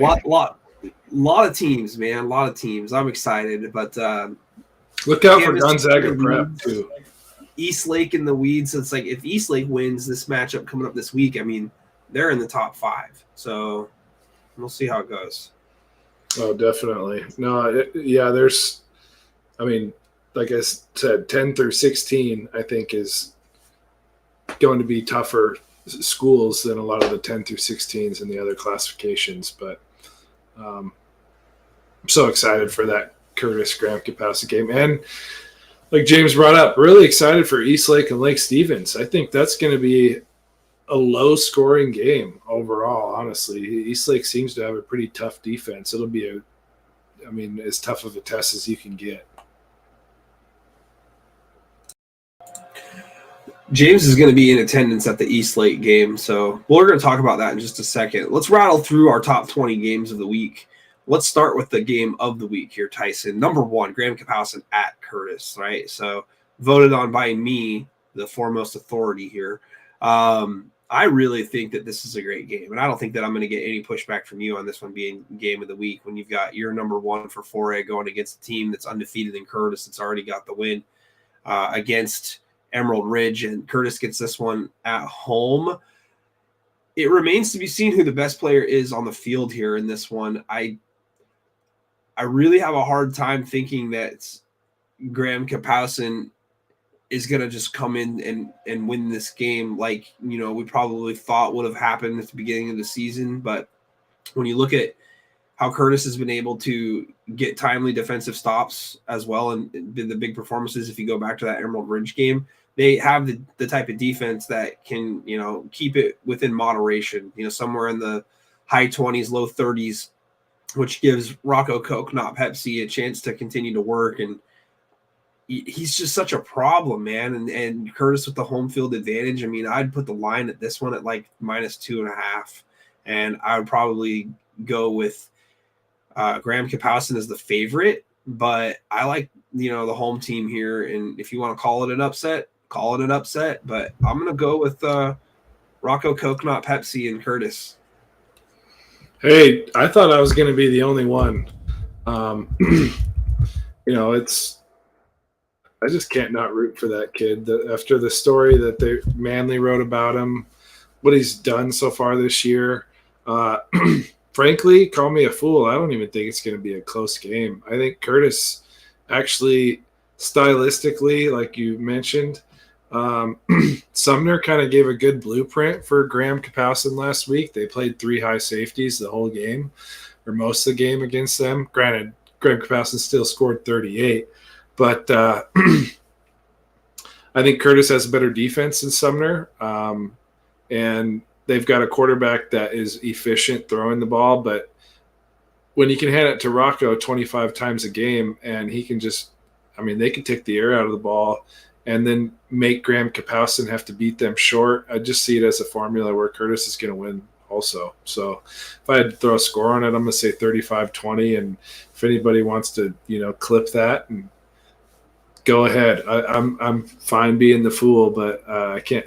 not root for Curtis at this point. They have me too excited with how they're playing. I loved Rocco last year when they were kind of just a middle of the road team. So seeing them rise like they have has been really cool. All right. I'm actually not shocked that we both picked Curtis here. I kind of figured that that's the direction that you would go as well. So, number 2 game of the week, down to 1A, Linden Christian at Nooksack Valley.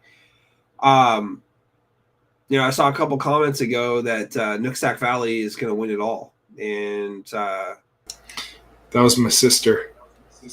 Yeah. Okay. Well, your sister might know. Your sister might know a thing or two and have some inside knowledge here. But this is such a tough game to call here, buddy, because LC is coming off of a really big win against a really good team, defending state champions from the 2B class.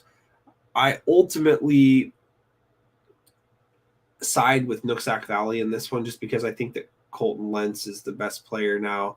This does mean that by picking against Linden Christian, right, that I should almost forfeit the possibility of them winning the 1A championship, which I picked them to do preseason. So, if they do win this game, they'll have the inside track and the tiebreaker over Nooksack Valley. So essentially, this is a loser out game, like really, if you think about it. Unless Nooksack gets tripped up by somebody in league, they'd have to lose twice, so I just don't see that happening. So, this is an all or nothing game. I think that the home atmosphere for Nooksack is going to be impalpable and, a great place to be on Friday night. I'm rolling with the Pioneers in this one, 27-20. Yeah, ultimately, you're shooting your state title pick right in the behind on that one. I'd rather be right today. Hey, totally. Well, I agree with you. I think Nooksack is, that wasn't their best game against Kings earlier this year. That's no slight to Kings at all, because they're a great team. But I just think they're going to be a lot more physical overall. And Linden Christian has played a gauntlet to prepare for this, but they get Linden Christian. Then they got Mount Baker, and then they get a bye going into their last week of the season. So they're going to come out swinging. They know it's for all the marbles. And frankly, I think, looking ahead, that, like you said, this one's for a state berth. But Nooksack they're just loaded. I'm shocked that they have one loss. Where I said before the season, I could see Linden Christian being 2-5 through week 7 because their schedule is so crazy. The game against Royal will suit them very well, but Nooksack's also had a couple of games to prepare for this one, and traveling down to take on 3A Mountain View and winning that game, by 3 touchdowns, and the road game against Shapiro's team and Kings. I mean, Kings has given them problems for 2 consecutive years. So, I mean, matchups make football games, and that's a good matchup. This will be a phenomenal matchup this weekend. I can't wait to peep in on the result of that one. Our number 3 game of the week, Lake Stevens at East Lake. Battle of top 10 teams in 4A. Tyson's number 2 versus number 8. I'm going Lake Stevens in this one. I really don't need to give like a big song and dance as to why. I just think that they're a better team, and I think that they'll figure out a way to get the win. And I think that their offense is just a little bit too high-powered for East Lake in this one. Yeah, I agree. I mentioned briefly, I think it'll be a low-scoring game, though. East Lake's got a good defense and some good athletes overall, but I'm saying Lake Stevens like 22-15. Next game that I've got is at number 4, and it's Onalaska at Kalama. 2 top 10 teams in 2B. Onalaska coming off of a big win at home against Toledo, 20-0. Kalama on a roll, played a very tough schedule to this point. They're 3-2. I'm going with the Chinooks at home, and this one I did in the local picks, so I can't hedge my bet and pick against them on the state picks. So I'm going to just double down and continue to ride Kalama. I think that this one is going to be very, very close and very competitive. Yeah, we're boring. I'm taking Kalama also. Dan, get a life, bro. Quit following me. How about this? You're the one who shouldn't follow me. Yeah, exactly. I'll go the lead in, and you'll pick first here. Garfield at Eastside Catholic, the next game at the number 5 game of the week. Garfield with a big opportunity. Eastside Catholic, another loss, their second of the year. What do you think, buddy? Eastside Catholic, and I don't think it's going to be very close.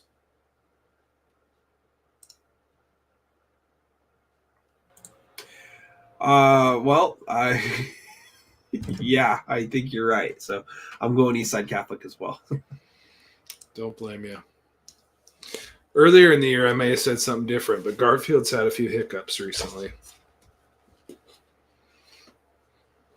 The next matchup that I had written down here, buddy, was Juanita at Bellevue for the 6th game. Another top 10 matchup in 3A if you're looking at your rankings there. Big opportunity here for Juanita to show what they're made of. I think that this is going to be all Wolverines, though. Bellevue wins this one. Taking Juanita, baby. Let's go. Dallas Soto is going to show everybody why he is one of the best 2025 quarterbacks in the state. All right, buddy. I'm glad that you're willing to let me catch up in the standings with that pick. Thank you. If you're wrong, our whole intro video is going to be cut-ups of you hating on Juanita earlier this year. Please do. You can throw in the Moses Lake ones as well. Yeah. Although I'm a believer in Moses Lake, you got me. I'm convinced. I see the light. The number 7 game that I got, a close one to call here. Woodinville at home off of a loss, taking on Mount Si. I really like this matchup a lot, Tyson. And both of these teams have a lot to play for in this scenario, with East Lake playing a non-league game this week and undefeated. Not a chance for either team to make up a game in the standings, but at least a chance to get the tiebreaker over one another if it comes down to needing a tiebreaker for playoff times. I'm having a tough time with this one, honestly, buddy, but I'm going to go with Mount Si on the road. Yeah, me too. And I'm, in my head, I'm like, oh man, Woodinville's played Hawaiian team, beat them. They played team from Idaho, beat them. I assume they have a veteran presence, and Mount Si is starting a sophomore quarterback.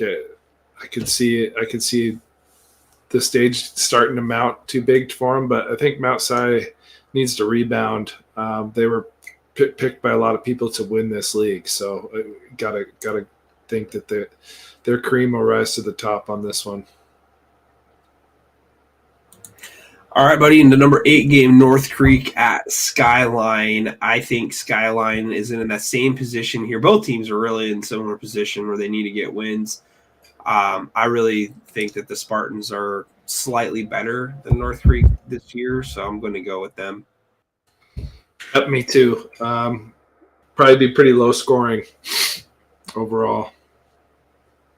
Yeah, I would definitely agree with that. The number 9 game, Aberdeen at Tumwater. Tumwater, not close. Yeah, really the reason it's in here is they're both, for me, top 10 teams. Like I said, Aberdeen's kind of teetering there as far as could be them, could be others. But Tumwater's they're just rolling. I would think it's going to be something. Aberdeen will score a few times, but I think it's going to be something like 42-14. The number 10 game of the week, non-conference, 3A versus 4A, Lakes at Battleground. I think it's a good matchup on paper for sure. I'll let you pick first in this one. Based off of Battleground beating Tahoma the way they did and Tahoma beating Lakes, I got to go with Battleground. And like I said, I kind of want to see them have a few more of these more notable wins over opponents that are deemed to be, upper echelon teams or at least, above 500 type teams. So I think Battleground goes and proves it. And I think Lakes has been having some problems with quarterback. I don't know whether that legend got hurt because the Christian kid's been playing there. That's usually a wide receiver. So Battleground. I am also going to go the Tigers. The Tigers have, they've played incredibly well all year long, and the defense has been very underrated so far. They're more than just a one-trick pony with Jacob Champagne. They've also got a good running back in Jordan Wheeler, who's a bigger, stronger presence with the ball. And then again, I mentioned quarterback Ethan Adams earlier in the show, and I think the Battleground is taking big strides forward. And they laid the foundation last year for this type of season. I think they go to 6-0, Tyson, and then they have no choice but to break your top 10 for 4A next week. Yep, for sure. You basically said everything that I was going to say there. Let's move on to the number 11 game of the week. It's Washougal at Bay. Now, listen, I think that this game probably deserved higher than number 11, right? But with Washougal coming off of the loss, it's not quite as intriguing as I think it would have been had Washougal won against Ridgefield, because then you'd be setting up a potential 3-way tie with Woodland, Bay, and Washougal, each of them kind of, having a chance to get the tiebreaker by the end of the season, because Bay and Woodland still have to play, which, by the way, that's going to be an incredible game in a phone booth.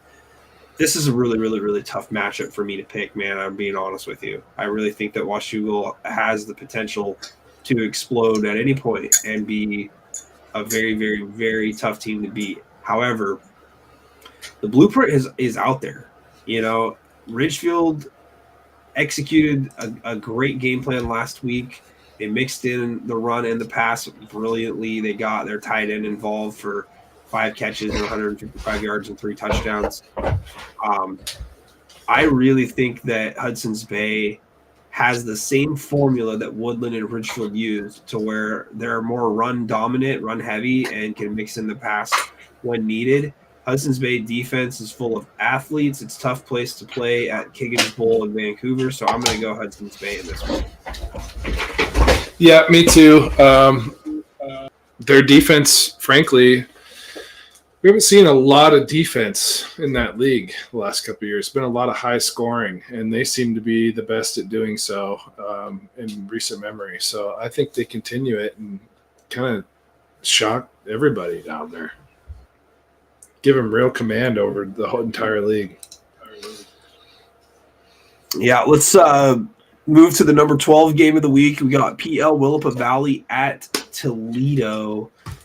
Yeah, I like the Riverhawks in this one. I think that when you go on the road against a really competitive team like they did last week against Onalaska, and you turn in the result that they had, a game to get right at home is just what you need. And I'm not saying that PL Wilpa Valley is a pushover by any stretch. I think the Riverhawks are going to be aware of the test that comes to their doorstep, but I think that they're going to answer the bell here and get the home victory and get back on track. So I got Toledo winning this one.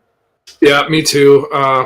Looking at all the old shows and stuff, I said I think they'll be ranked all year, and frankly, in order for that to happen, they have to win this game. So I'm going to try to be a man of my word and stick to Toledo.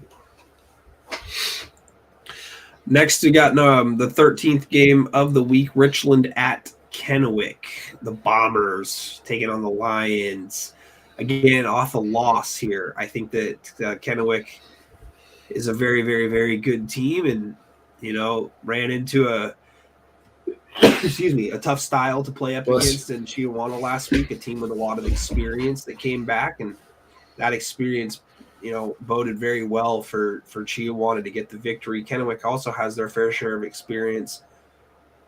This is another one of those matchups, though, man. You got a 4A versus a 3A here, and it's all Tri-Cities based, and Richland's got a pretty good offense. I actually kind of going back and forth on this one, but ultimately I'm going to go back to Kennewick like I did last week, even though they let me down. I'm picking the Lions here in their defense. Yeah, me too, and I think it's going to turn out like a lot of these Tri-Cities area games do. No team scores 30 points. They keep it 24 and under, and it might be a 10-point game when it's all said and done, but look out. Richland can score points. If they get hot early, they could blow the doors off of this one and leave Kennewick shocked, but ultimately I still got to stick with Kennewick. All right, well, we've agreed on all but one. Number 14, Freeman at Colville. I don't know if it changes right here, but I really like Freeman. I think they're a great, disciplined program year in and year out. And I love their logo. So I don't care if they have a better football team or not. I'm going to go with the Scotties. The Scotties. Well, I had, full disclosure, I had Freeman written down. But for the sake of us doing something different, let's go Colville. They really have only had one letdown this year. That was against Riverside, who's a pretty good team. So, yeah, why not? Let's go Colville. I do love Freeman, though, too. They play hard-nosed football. Some would say dirty that are reporters around this state, but no, that's not it. They just run and hit. That's all that there is to it. But overall, I love the Scotties, but just so we have, I give you a chance or myself a chance to widen the gap. Let's go Colville. Appreciate that. Lincoln at Stadium, the number 15 game. Very tough one to call here. Lincoln, you probably wouldn't have thought going into the season that they could be in a position where you might think twice about Stadium beating them. But, Stadium's defense is no joke. If you look at the matchup that they had last week with Spanaway Lake holding Darian Clemens and company to 6 points overall, that's a major accomplishment right there, if you ask me, for Stadium. And with the issues that Lincoln has kind of had this year, dealing with some injuries and stuff, trying to get right, it makes it pretty tough to pick this one here. I consider it an upset. I'm going to go Stadium. Hey, I respect it. It's not an easy game to pick, really. I mean, Stadium got beat by Lakes, who I'd say Lakes is pretty even keel with a team like Lincoln, but Lincoln's 2-3. Started the year with some tough games, didn't score a lot of points, but then put up 42 against a Bonnie Lake team this last week that frankly has been tougher than some others this year too. Bonnie Lake beat Lakes. Lakes beat, Stadium. Bonnie Lake blew out Spanaway Lake too. So I think Lincoln finally got their offense rolling, and I expect it to happen again. I'm going to take Lincoln. All right.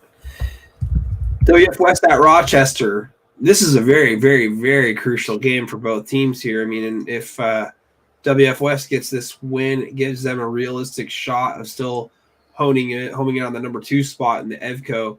Same can be said, though, for Rochester. Getting a win here gives them the leg up, considering where everybody else is in the standings, and then a game against Aberdeen still on the docket for Rochester. I am leaning towards Rochester in this one here, Tyson. Yeah, me too. I think WF West, it's just been a tall order for Gage Brumfield in his first year at quarterback.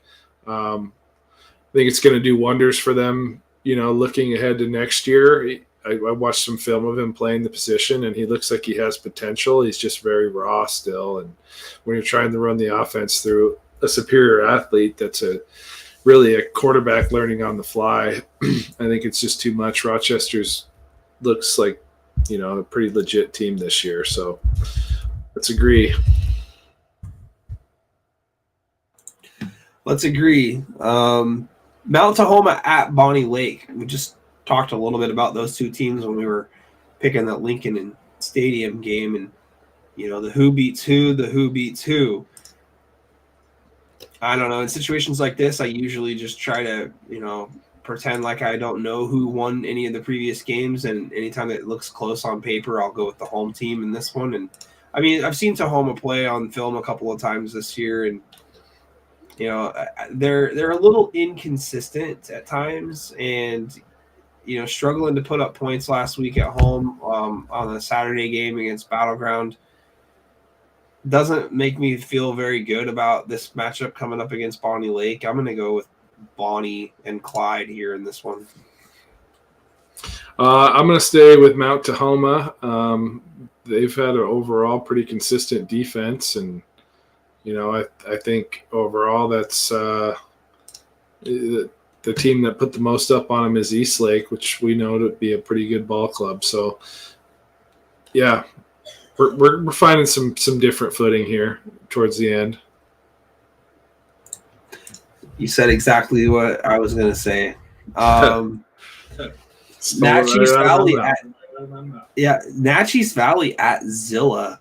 Zilla, got beat by LaSalle last week, and I'll be quite honest, I probably am really underrating here Natchez Valley.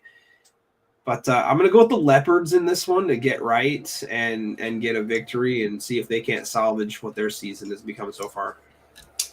I've loved Zilla since last year. They were at the bottom end of my top 10 to start the year, but and I didn't really know too much about Natchez Valley. They graduated a kid last year named Jesse Bench, who went to Central, that led the state, and I think he was up near the top in the nation for sacks. He had like 20 sacks last year, so figured that was all they had. But so far this year,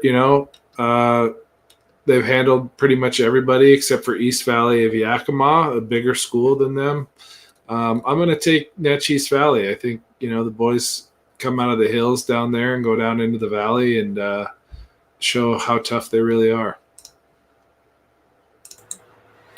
All right, the 19th game out of 20 this week. It's back to the 2A and the CWAC. Othello, the Huskies taking on the Prosser Mustangs. Big matchup here in the CWAC. Both teams desperately need to get this victory to give themselves a shot at getting to the playoff crossover round.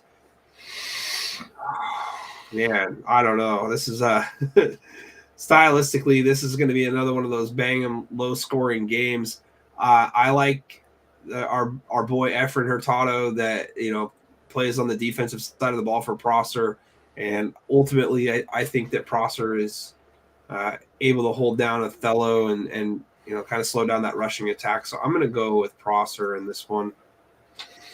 Yeah, me too. I think Prosser has revenge is the wrong word, but they've played some close games this year. I mean, lost that close one to Aberdeen, won the close one to Ellensburg in a baffling 7-0 win. But I think Corey McClure, the quarterback for Prosser, gets that offense going because they sure looked good in like early season it was a jamboree, but still they looked explosive. And I think this week they're going to put up some points, and it's going to be something like 31-13.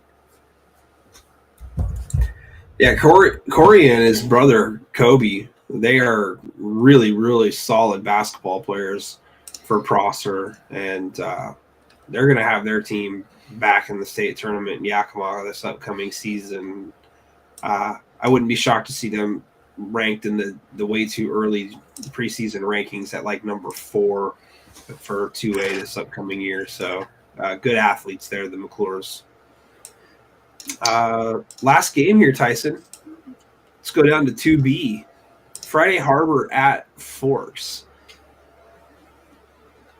Friday Harbor's put together a pretty decent run so far this year, but I still like Forks ultimately, and all the loaded competition, with Napavine and Onalaska, Raymond South Bend, et cetera, et cetera. So I'm going to stick with Fork in the road here. Yeah, their only loss came last week to Raymond South Bend. Friday Harbor is a team that's, they're a one-loss school too, with that coming to Granite Falls. And ultimately, I'm going to take Friday Harbor. That's a load to tackle, that Gustafson kid coming in at 230 at running back. And, they got the only team that really whooped up on them this year was Granite Falls. And I think they're a real sleeper team in the 1A class. So let's go with the island I used to frequent every once in a while. Been there more than I have Forks. I feel really generous that you're just willing to let me take the lead entirely, in just one week. Like it's awesome. I love it. Hey, we'll see until a few of those hit and you're left sitting in the weeds.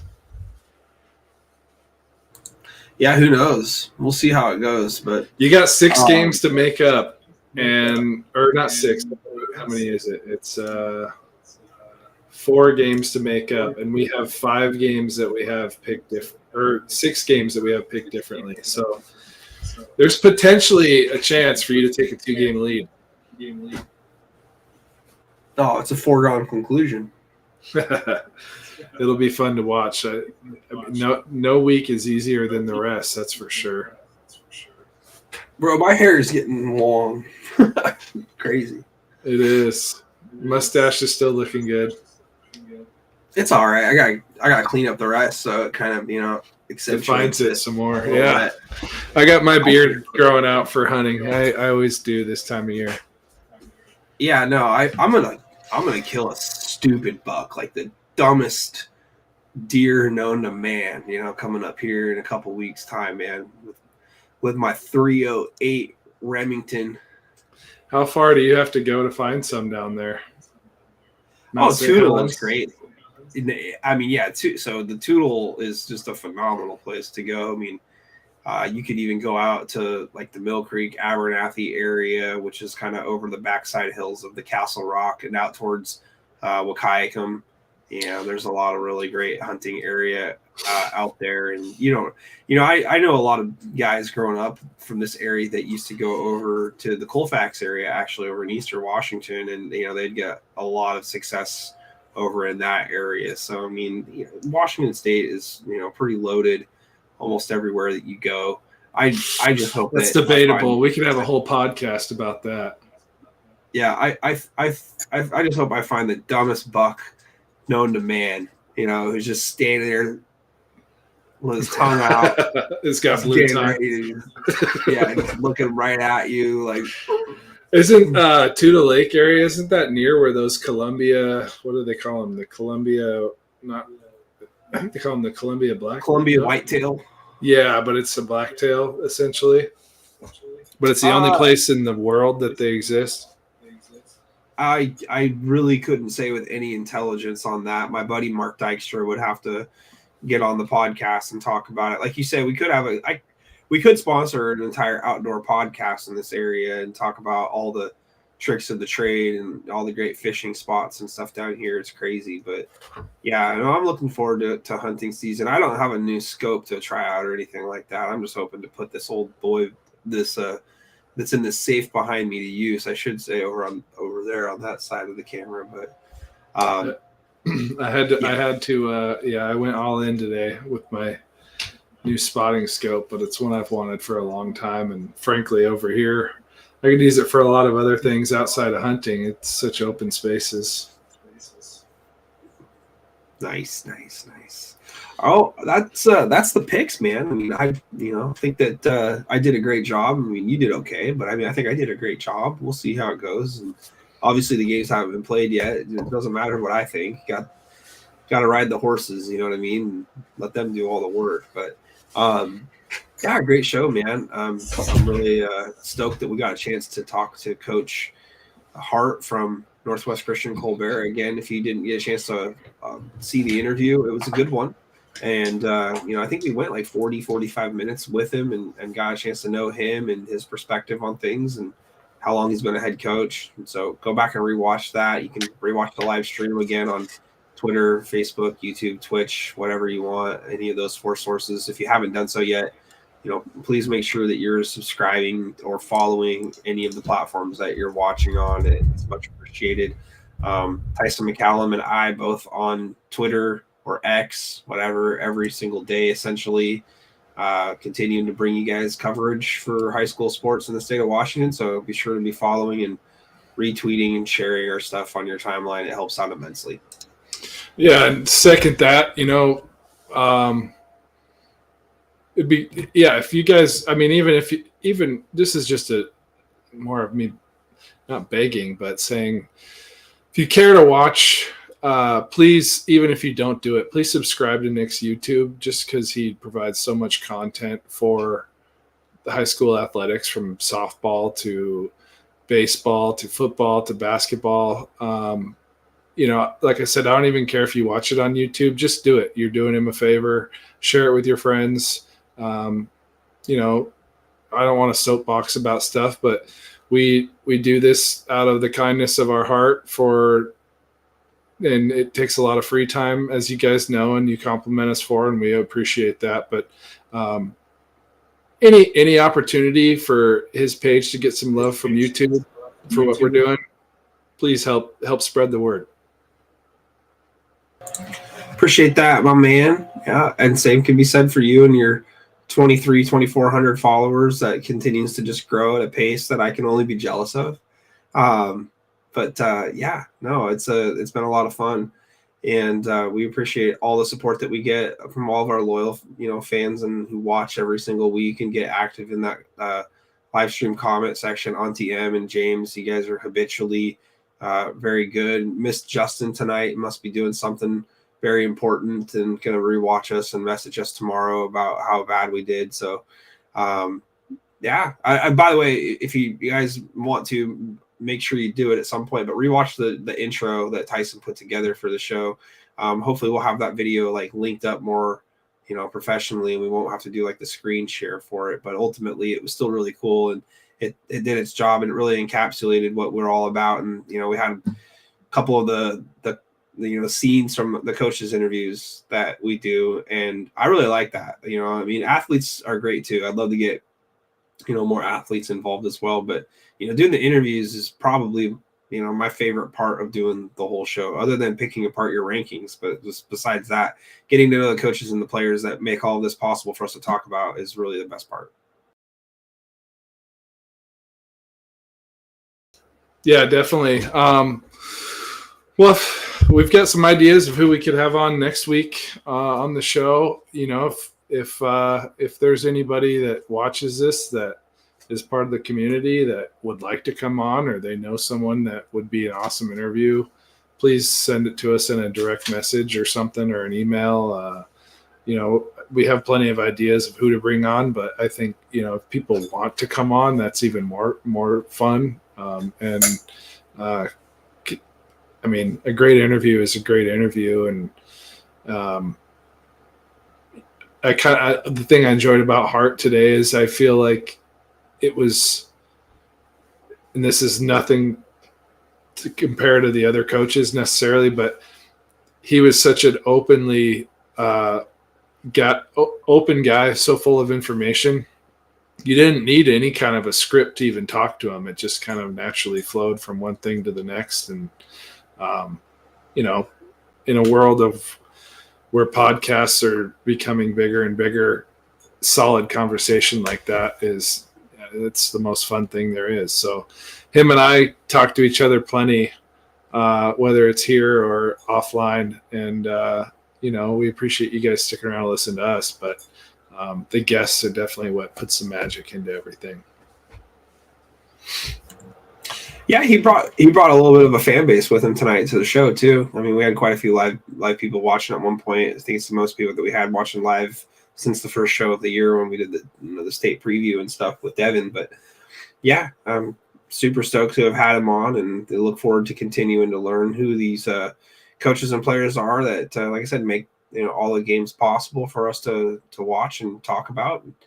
Real excited to see what the adventure lies ahead for Northwest Christian Colbert, just out of the Spokane area, pretty close to Deer Park. Fear the deer, look out there. Yeah, and hey, if Lake Stevens beats East Lake by 30, I think we should open the floor to James to do a guest call next week. Can meet him face to face. I just want James and everybody else who's the Lake Stevens crowd to know this. Okay, number one, we both picked you. Number two, if they lose, you better be coming up hat in hand, right? Saying I was wrong. Okay. You may still end up at UW, right? You may still end up in the state championship. That remains to be seen, right? But a lot of football, anything can happen. A lot of good teams. So we'll see how it ends up going. But it's a lot of fun to get interacting with all these people from different fan bases and stuff that represent their teams that they love and their communities and stuff. That's what makes it so entertaining and stuff. And the only reason why we do this is because we don't mind being wrong. Who cares? It's just for fun. Yeah, and the part that I find entertaining is picking up viewers like Auntie M and James. I don't even know how they heard about us. I don't think either one of us follows me on I don't think they even have a Twitter. But to the end of time, word of mouth will forever be the best marketing tool that can ever exist. And we appreciate, interaction, not to beat a dead horse, but it definitely, it adds a whole different element to doing it this year, where last year we had some of that. It was all on Twitter. Obviously, you couldn't see our ugly faces in front of the camera here like you can this year. Nick yawning like he is right now to me, rambling. But I was up to 1:45 in the morning writing a volleyball story. I'm dead tired. No, I don't blame you. It's 11:08. It's about good time to wrap this thing up as it is. That's why I look like I'm 40. Well, hey, you're going to be rejuvenated here soon with that baby coming. Jeez Louise. Yeah. You're telling me. I'm real excited, though, so that'll be awesome. Totally. Yeah, January-ish, ready to go. But all right, man. Well, tomorrow night I'm going to be doing some soccer, Columbia River against Mark Morris, and then Friday it's going to be some football. Woodland taking on R.A. Long. It's R.A. Long's homecoming. We'll see if the Lumberjacks have anything special for the Woodland Beavers coming up on Friday. So if y'all aren't busy, come on back to the YouTube channel and watch some live stream sports. And we'll be constantly updating things on our Twitter accounts as we go. And we'll be doing it again next week. We'll see about what day and what time. The Seahawks are off this week, so we won't have a Monday night Seahawks game to go up against. But we'll see how it goes. I like doing Wednesdays just because it's the day before. And, we also get a chance to research a little bit more and get some more info out there. So we'll see how it goes. But I appreciate everybody coming on out. Again, special thank you to head coach at Northwest Christian Colbert, Marshall Hart. So, Coach Hart, thank you again. Appreciate you from the bottom of our heart. Totally.